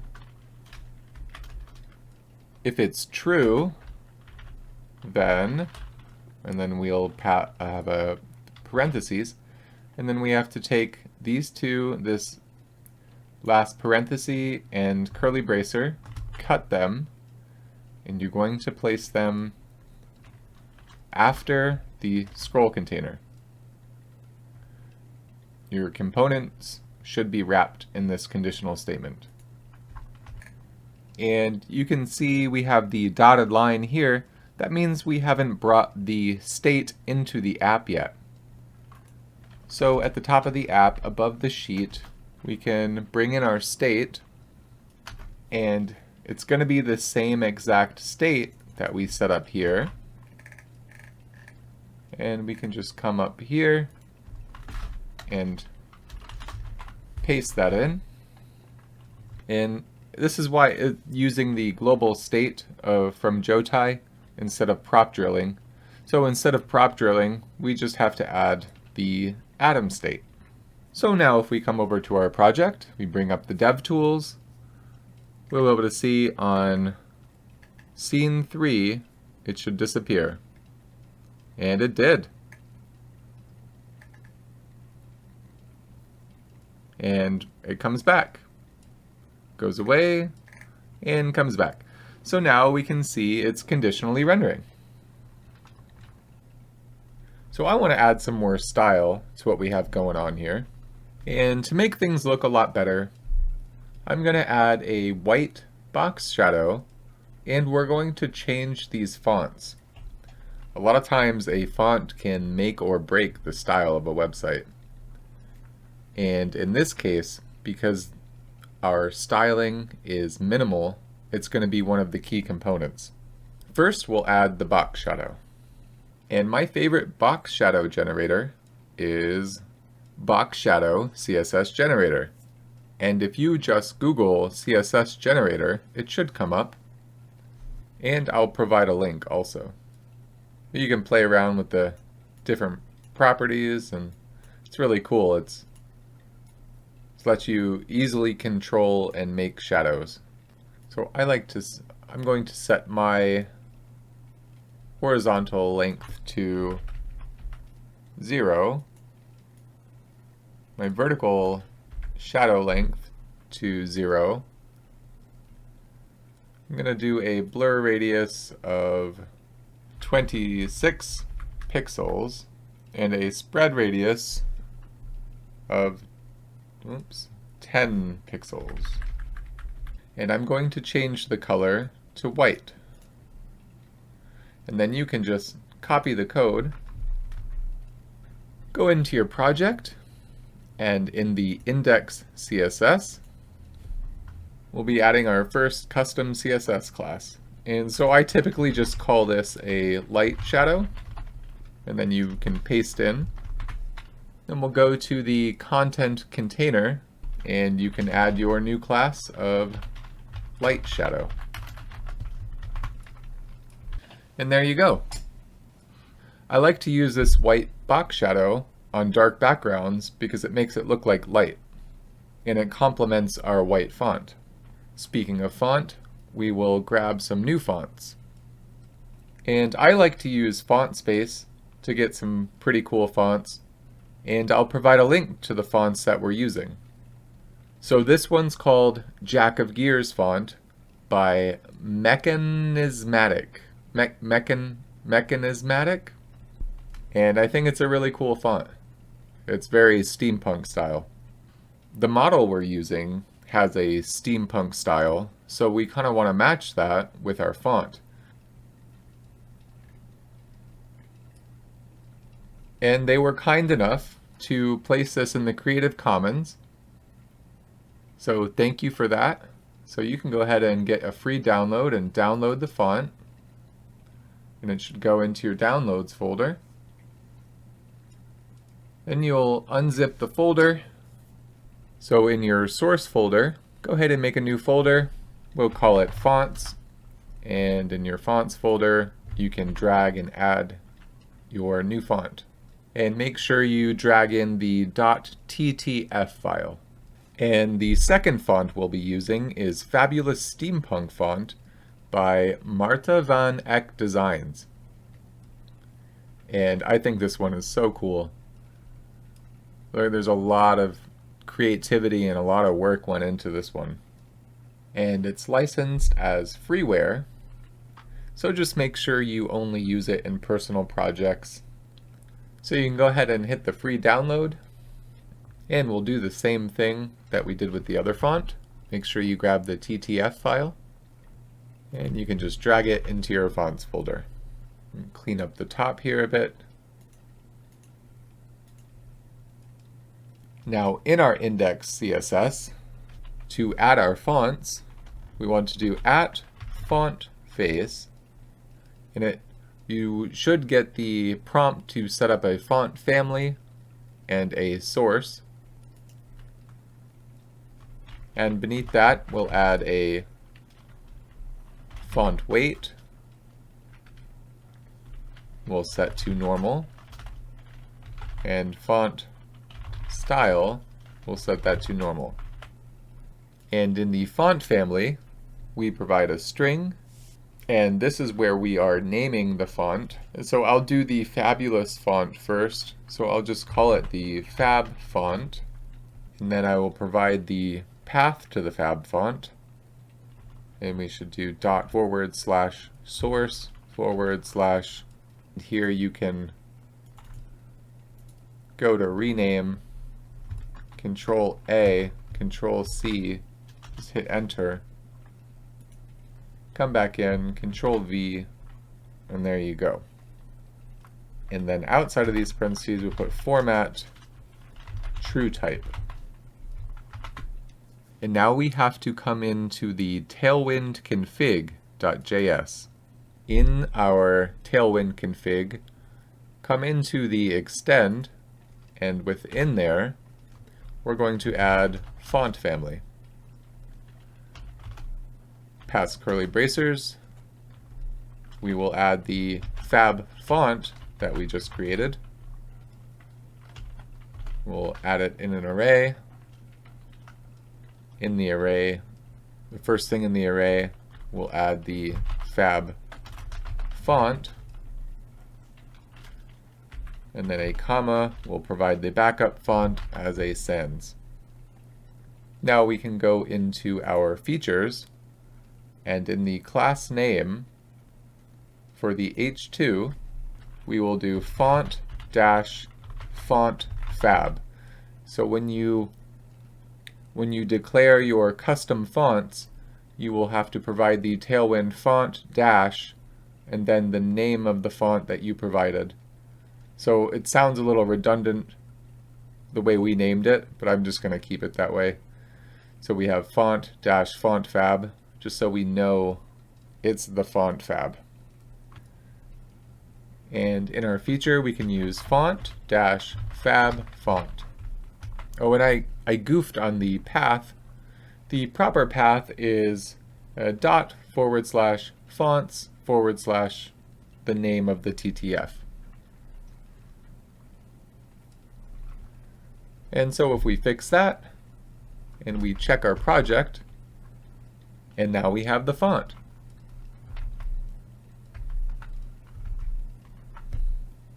And I just want to show you what can happen when you have some unique fonts, sometimes they require all of the characters be uppercase. For example, if we do this, it totally disappears.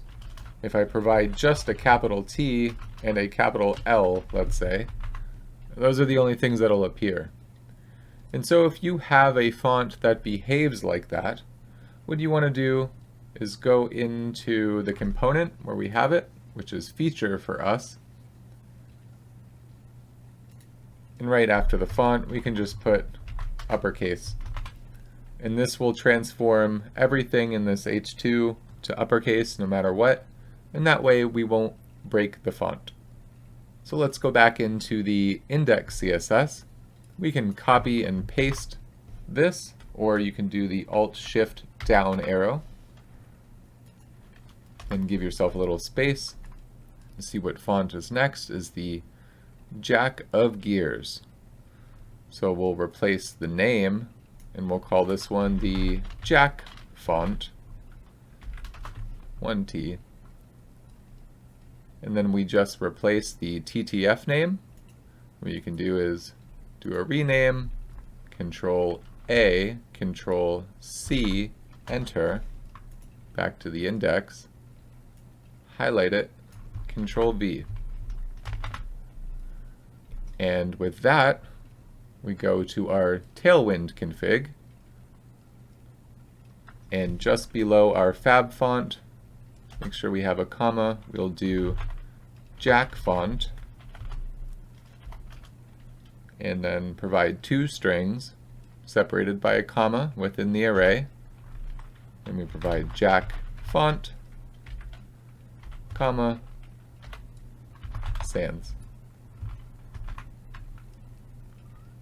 Now we can go into feature, and in the paragraph class names, we can add our font, Jack font. And there we go. We can see it's working. And as you can see, this custom font does accept lowercase. So if we go and we change and we do capital casing, description goes here, you can see that it accommodates for uppercase and lowercase. And I just want to highlight how cool this font is, that we have these little smoke rings going up and off of our div here. I think that's really neat. And our positioning isn't quite right for this project, but we'll get to that in a bit. First, I want to address when we change scenes, this thing is just disappearing. And then it just reappears. And now we're already doing a bunch of animation, so why don't we animate this as well? And my favorite spot to get CSS animations is Animista. They have the best CSS animation library, I think. So you have all of these different, so easy to use. Forward, top, all this stuff. Entrance animations, exit animations, text animations, pop-up, attention, background, such cool stuff.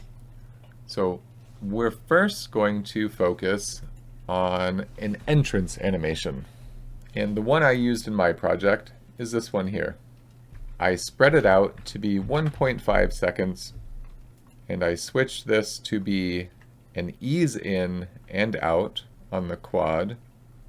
So ease in, out, quad. And then I did have no delay and an iteration count of 1. And just basically all the rest is the default values. And then you can come over here, and here is your code. And you can copy the class, head over to the index CSS, make yourself a little note that says animations. So it'll keep it separate from your other CSS. Not that we have a lot, but it's just good to leave comments. So we'll paste in the name of the class, and then we'll grab the keyframes. And below our class, we'll put the keyframes.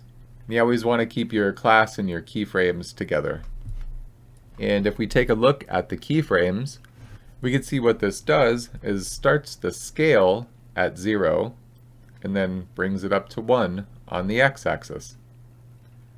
And it is starting the opacity at 1, but I actually want to start the opacity at 0.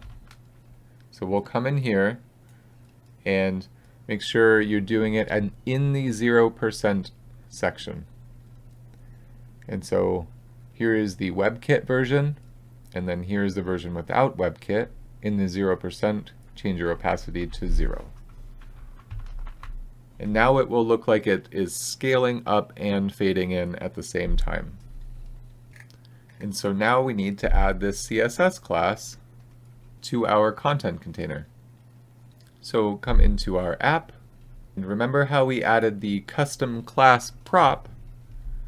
Here's where we're going to use it. So we're going to have our custom class name. We're going to add a string, and it was scale in for horizontal center.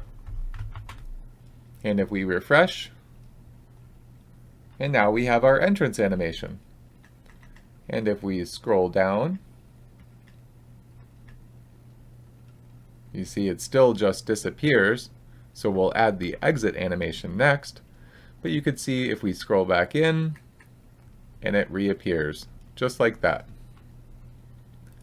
So the next thing to do is work on our exit transition. So back in Animista, we can go to Exit Animations, Scale Out Horizontal, and this one I kept at 0.5 seconds. And again, I changed it to Ease In Out Quad. And all the other presets are kept. We can go over to the code, copy your class,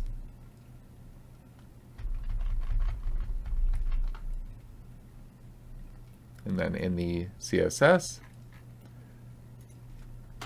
maybe even put a little divider here, put your class in, grab your keyframes, and there we go. We can head back over to the app. So now if we just added this animation next to the other animation, obviously there would be a conflict, and it would go with the most recent animation listed, so whatever animation comes last. So we have to create a condition that is going to trigger the exit animation. So instead of rendering all of these components based off of scene 1, we just want to render the particular animation based off of scene 1.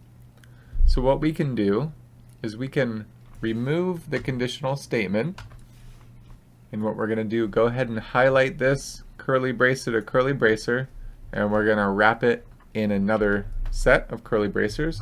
And we're going to add a backtick, and then in front of your first backtick, add a $sign. And now we're going to get rid of the string with our class, and we're going to have scene 1. So if scene 1 is true, and we're doing an inline if statement here, if scene 1 is true, then we want scale dash in dash HOR dash center, and then have a colon, and then you'll provide the if it's false value, which is our new animation, the exit animation, scale out horizontal. So now if we go over to our project and we scroll down, and we can see there's our exit animation. Entrance and exit. Entrance and exit. I think you get the picture, but it's working. That's great. Let's do a refresh, make sure it works on load. Oh, it even worked when we refreshed. Awesome. There we go. So now we have the entrance and the exit animation for our title page. And the next thing I'm going to show you is how to break down the scenes to be within the page. For example, on page 1, we'll set it up so there are 2 scenes, and those scenes will be based on the length of how far we are into page 1. So the first half of page 1 will be scene 1, the second half of page 1 will be scene 2. So we can go into the global state, and we'll do export const current scene atom equals atom 1. And this will set the current scene to be 1 by default. And we'll go back into the app. And then in our global state imports, we will import the current scene atom. And below where we declare the sheet, we will create the const in the array current scene equals use atom, and then we pass the state current scene atom.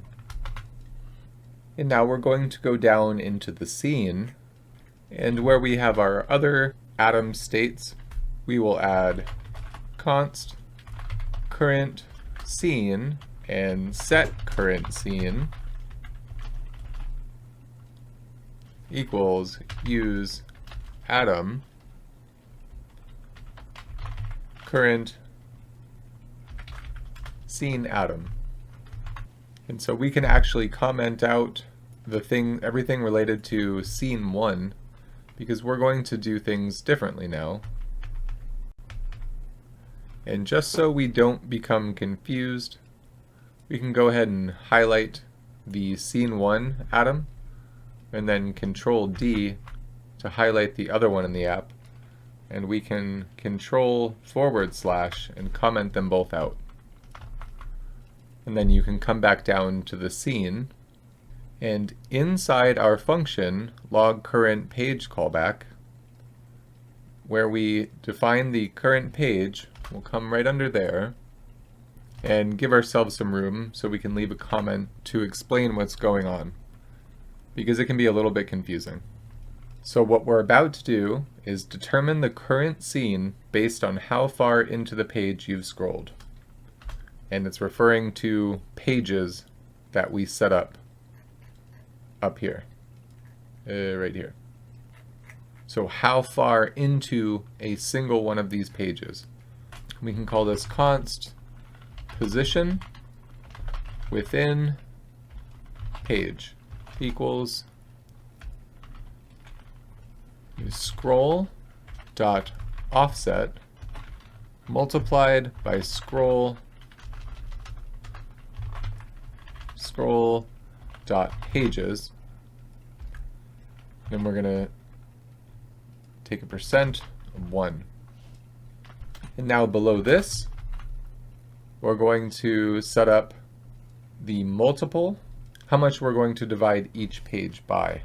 And so we'll set const scene offset for current page equals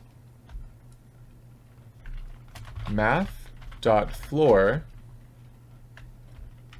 and we'll pass the position within page and multiply that by 2. And then we will plus 1. And now, for example, this 2 means that the pages will be divided into 2 scenes. And to make that so, we have another bit of code. which calculates the total scenes from all previous pages plus scenes from the current page. And we'll call this one const computed scene. And it's going to equal the current page minus 1 multiplied by 2 plus the scene offset for current page. And now if you wanted to change, so you had 4 scenes inside of a single page, you would have to change this 2 and this 2 also. But for now we have it as 2 scenes within one page. And now below our callback of the current page, we set current scene and we pass in the computed scene. And we can get rid of the console log for scene 1 because we're not using scene 1. But below the use frame, we want to use a use effect. And I don't know that we have yet, so let's make sure we have one imported. We can come up to the very top of the project, we can do import React from React, and then a comma, curly bracers, and in the curly bracers, use effect. And we'll come back down into the scene, just below the use frame within the scene component. We're going to do use effect, and do our arrow function. And here we will have our console log and pass a string, and we'll say current scene colon comma and then current scene. And then down below we have to add our dependency array, and we're going to add current scene. So now every time the current scene is set, we will have a log of that. And this if statement within the log current page callback, we can go ahead and comment that out also because it's related to our scene 1, which we're no longer using. Now we're going to go back up into the app, and below the current scene state, we'll create a const should animate scene 1, and we'll have that equal current scene, and then we want when the scene is 1. And so now we will come down to our condition here and replace our old scene 1 with should animate scene 1.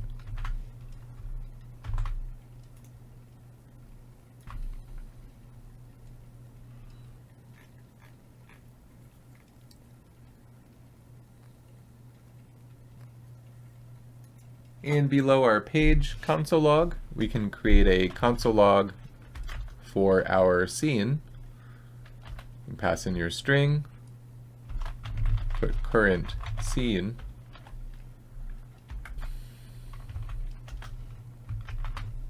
and I made an error here. I called this computer scene when it should be computed scene, and the same for here, down here. Within position within range variable, I had a typo here. Should be offset, obviously.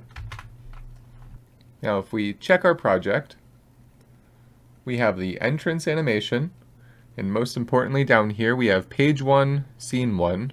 We scroll a little bit, scroll a little more. Now we're still on page 1, but now we're on scene 2. So it worked. And now we can go a little more. Page 2 is now scene 3, and we can still be on page 2 and scene 4. So now we can clearly see each page is broken into 2 scenes. And as we coded it, scene 1 spawns this title. So we scroll, scene 2 becomes true, exit animation, scroll back into it, and entrance animation. just like that. So now we can go ahead and add another one of these. And just for the sake of this demo, I'm going to have this one at the beginning, and then I'm going to place one at the end. Because that's something you'll have to consider, is do you want a bunch of pop-ups during your scroll animation, or do you want to have the user scroll through the animation and then have your pop-up at the end? Oh, and this reminds me, our model has an animation that it can do. And now we can use the current scene to trigger the animation. So let's do that before we make our next div. So we're going to go into the source folder, into our model components, and then to our watch. We're going to import use atom from Jotai, and then we're going to import the current scene atom. And then at the top of the watch, above the model, we can set up our const current scene equals use atom and pass in the current scene atom. And below the model, we can create a const animations equals use animations. And we'll pass in the model dot animations, then comma, model dot scene. And below here, we're going to set up a state, a local state only. So const animation played and set animation played equals use state false. And the reason we're doing this is because I want the animation to stop halfway through. Because if we go over, because if we look at the animation in the watch, the animation opens, but then it closes also. And I want the watch to open and stay open. And so that's why we're going to do something a little more complicated than just have it play on a loop. And below this state, we're going to have a const animation duration equals animations dot actions, and here is where you pass in the name of the animation within an array and a string. And for this particular model, the name of the animation is object underscore 0.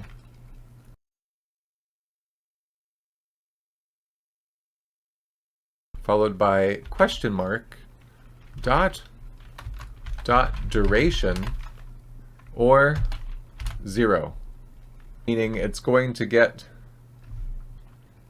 and make sure your duration only has 1R. And what this code does is we're getting the animations, the actions name, so this is the animation name, and then we're chaining in with this is the chain operator, and we're grabbing the duration. And this allows us to grab the duration from this animation. And below here, we'll have another const called half duration. And it's going to equal a useRef, which we haven't imported. It auto imported for me just now, but make sure that you import useRef from React. And in the ref, we're going to pass the animation duration, and we're going to divide it by 2. Oh, and I apparently deleted the 0 here. Make sure you don't do that. And below our half duration, we'll have another const we'll call mixer, and it's going to equal animations dot mixer.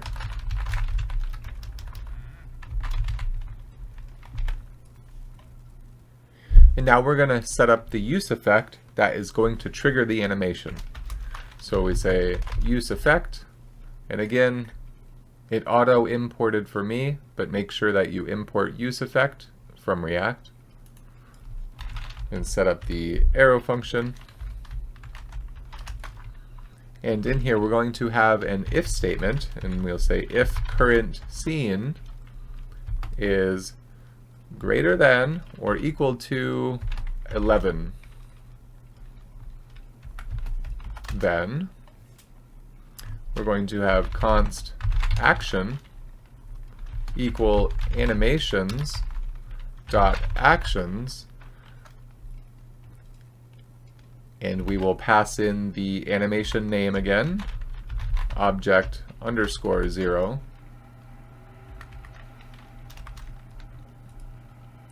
And beneath here we'll do action dot play, and make sure you call the play.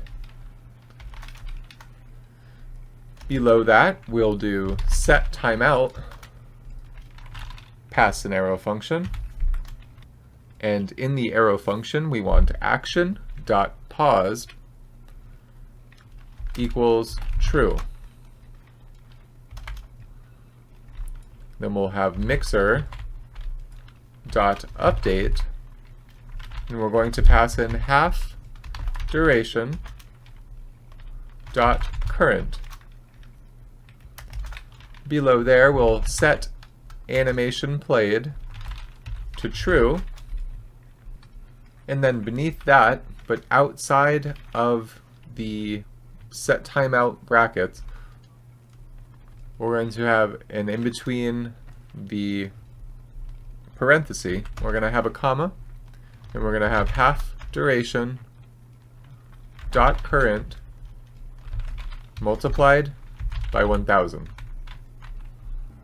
Then we have to come down and put our array dependency for the use effect.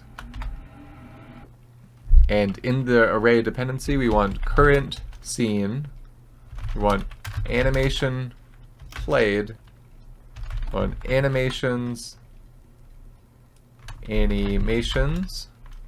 dot actions, and mixer. And make sure that we have use state imported from React as well. And in our animation duration, where we have the animation name object underscore 0, and right after the question mark we still have question mark dot, and then we need to add get clip and call that, and then we need to add another question mark and dot. And now as we scroll, we'll come to scene 11 and the animation should trigger, and it does, and that's perfect. Now it works exactly how we want it. And of course you can set this up according to your scenes as well.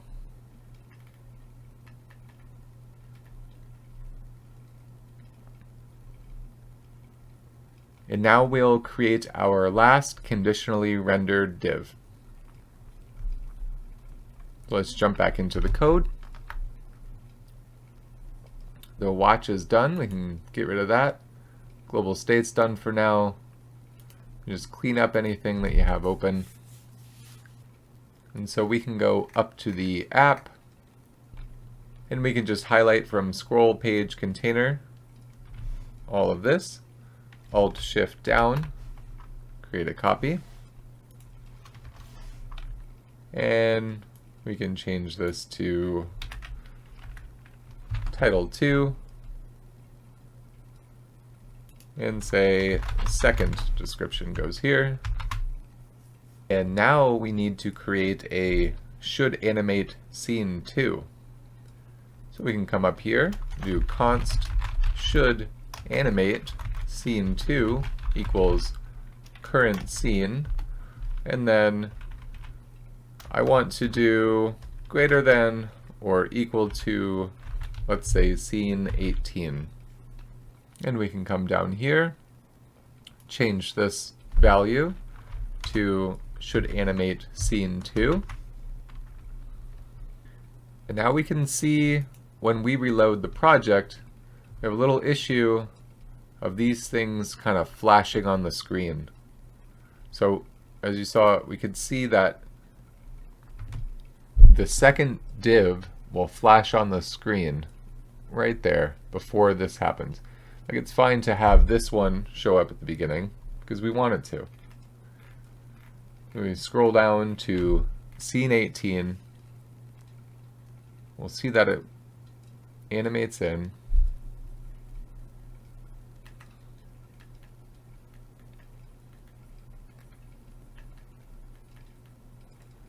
All right, great. It's animating in, and it's animating out. That's perfect. Now the only problem we have is that flash on the screen as the project loads. Let's look at it again. And there it was. And so we want to prevent that. And to prevent that, we're going to give it a class of hidden. And to do that, we'll jump back in the code. Above our return and below our should animate scene, we're going to create a new state, like const hidden state, and set hidden state equals use state, and then we'll pass in the string of hidden. And below this, we'll create a use effect, create our arrow function, and then we'll have an if statement that if should animate scene 2 is true, then set hidden state will be set to an empty string. And then in our array dependency, we will have should animate scene 2. Now that will trigger once should animate scene 2 is true. And it will set our initial state from hidden to an empty string. So it will essentially remove hidden. And in front of our first template literal, we're going to create another template literal, or also called a template string. So $sign in our curly bracers, and then within there, we're going to pass our new state, which is hidden state. Now the hidden state will be passed as the custom class for the content container. And if it didn't auto import for you when you used your use state, go ahead and make sure you have use state imported. And we can check the project. And we saw there was a flash of the title screen still flashes, but we could see that the second div doesn't flash. So now we have to address, well, why is the title screen flashing right there? And how can we fix it? Well, we can create a condition where it will only render if something is true. And what I'm going to do is create a condition for when our model is loaded, we'll create a state that will become true, and only then will this render. And that way we won't get these false renderings that happen as the app tries to load. So back in the code, we're going to head over to the watch. In the source folder, in your model components folder, into the watch. And the reason I'm using the watch is because it is the most deeply nested component in our project. And so our project won't fully be loaded until this is loaded. And so by watching whether or not this is loaded will tell us if the project is fully loaded. And then only if the project is fully loaded do we want to render that initial title screen. And we want this to be a global state, so we can hop into global state and create it. And we can call it export const watch loaded atom equals atom false.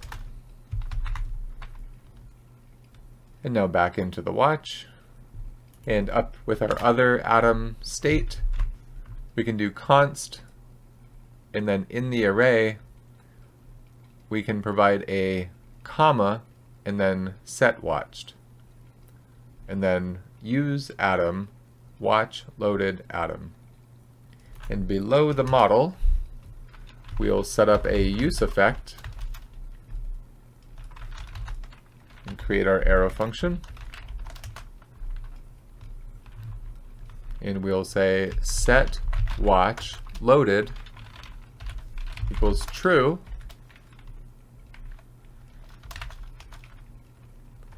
And return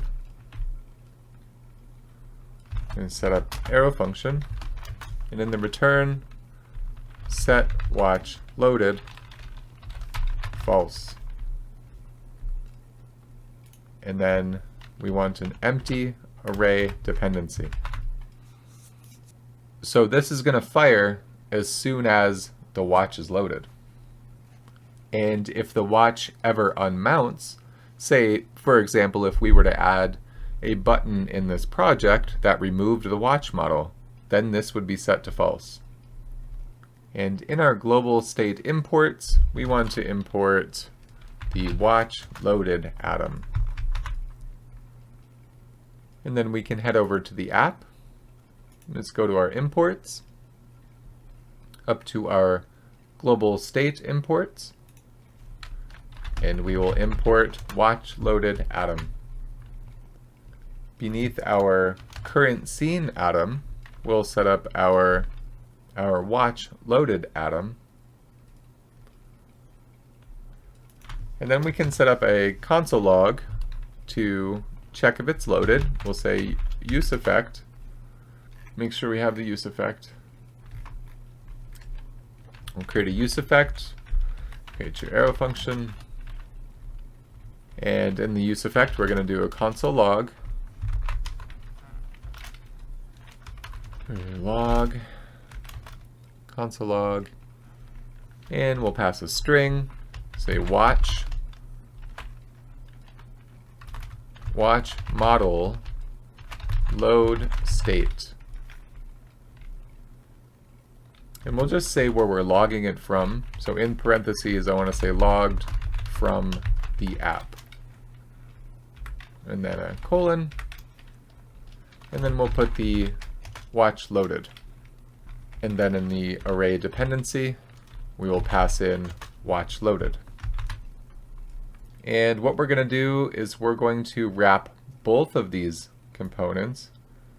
So all of our HTML, anything HTML, I want wrapped because we want it conditionally rendered for when the watch loads, then the HTML will load. So we wrap them in curly bracers and it breaks the hierarchy. So we're going to have to add the fragments. Take your end fragment, bring it to the bottom,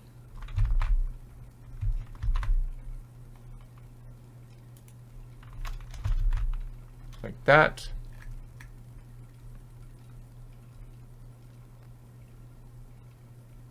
But now up here, after our curly bracer, we're going to say watch loaded, and if it is, we're going to now wrap everything inside the fragments with parentheses.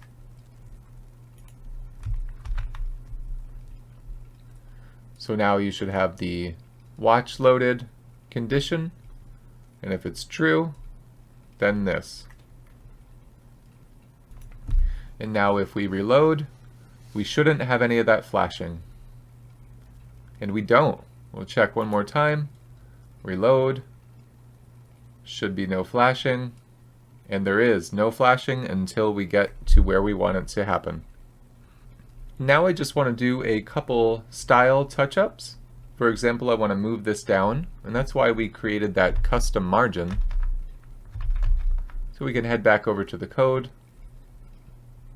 And so I want to go into the scroll page container, and where we have our justify center, we're going to get rid of it because now we're going to use our custom justify. So now we can save that, head over to the app, and now we can pass the prop of custom justify, pass it as a string, and I want to justify end. And you can see that pushes it pretty far down for me. I don't want it that far down, So we're going to use the other prop that we created, and that is the custom margin. And you would think that maybe MB4 would work, or MB10 would work, but for whatever reason, margin bottom is not working for me in this particular case, and I'm actually not sure why. So I'm going to do what you usually shouldn't do and use negative margin, so MT dash, and I'm going to provide the custom value in the array brackets, and within there I'm going to do -8 rem, and I actually get it to move up that way. And so now I have this one located where I want, and because we got rid of the justification inherently in the component, we need to provide one down here as well, a custom justify, and we will add it in a string, and for this one we will do justify start. And now we can scroll to the end of the project or wherever you put your next div.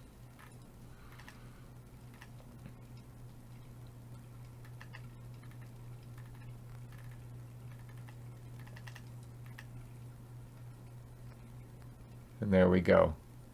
And now we want to use our custom margin. We'll do custom margin, change it to a string.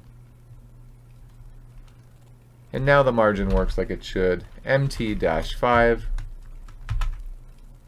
And that's pretty good. And of course, you could make one of these, turn it into a call to action, and put a button. And really the possibilities are endless with this.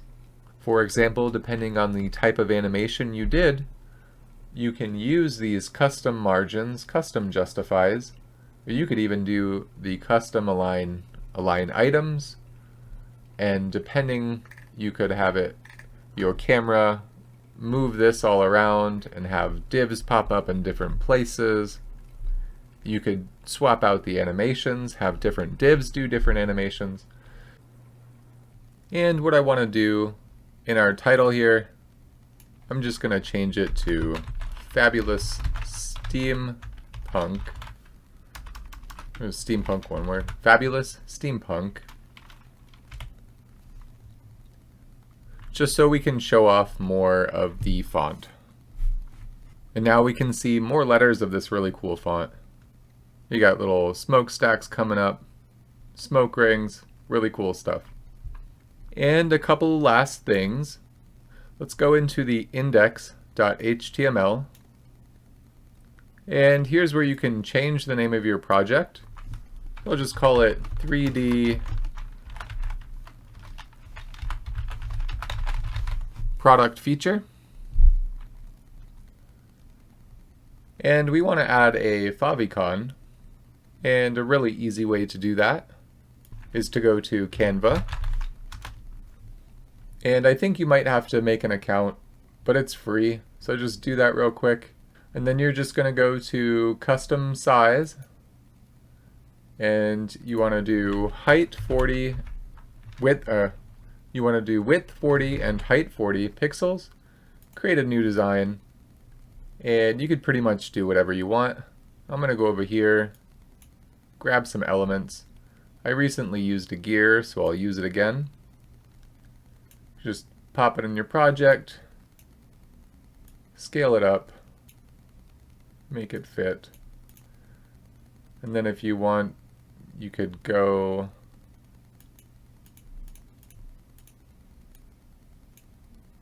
you could change the background. And just give it some kind of gradient. I like the blue gradient. And then you can come over to share, and you come down to download, and then you have to click download right here. It'll give you an ad while it downloads, and then you should have your downloads. Now we can go back to the project, and it should have downloaded into your downloads folder. So you can just drag it into the public folder. And we'll just go ahead and rename it. We'll call it Fabi because it's taking the place of the favicon. So in the index, where we have our old SVG favicon, we'll change the href to /fabi.png, and we can get rid of this type. Now if we check our project, we have changed the little icon in the corner, and we changed the name of the project.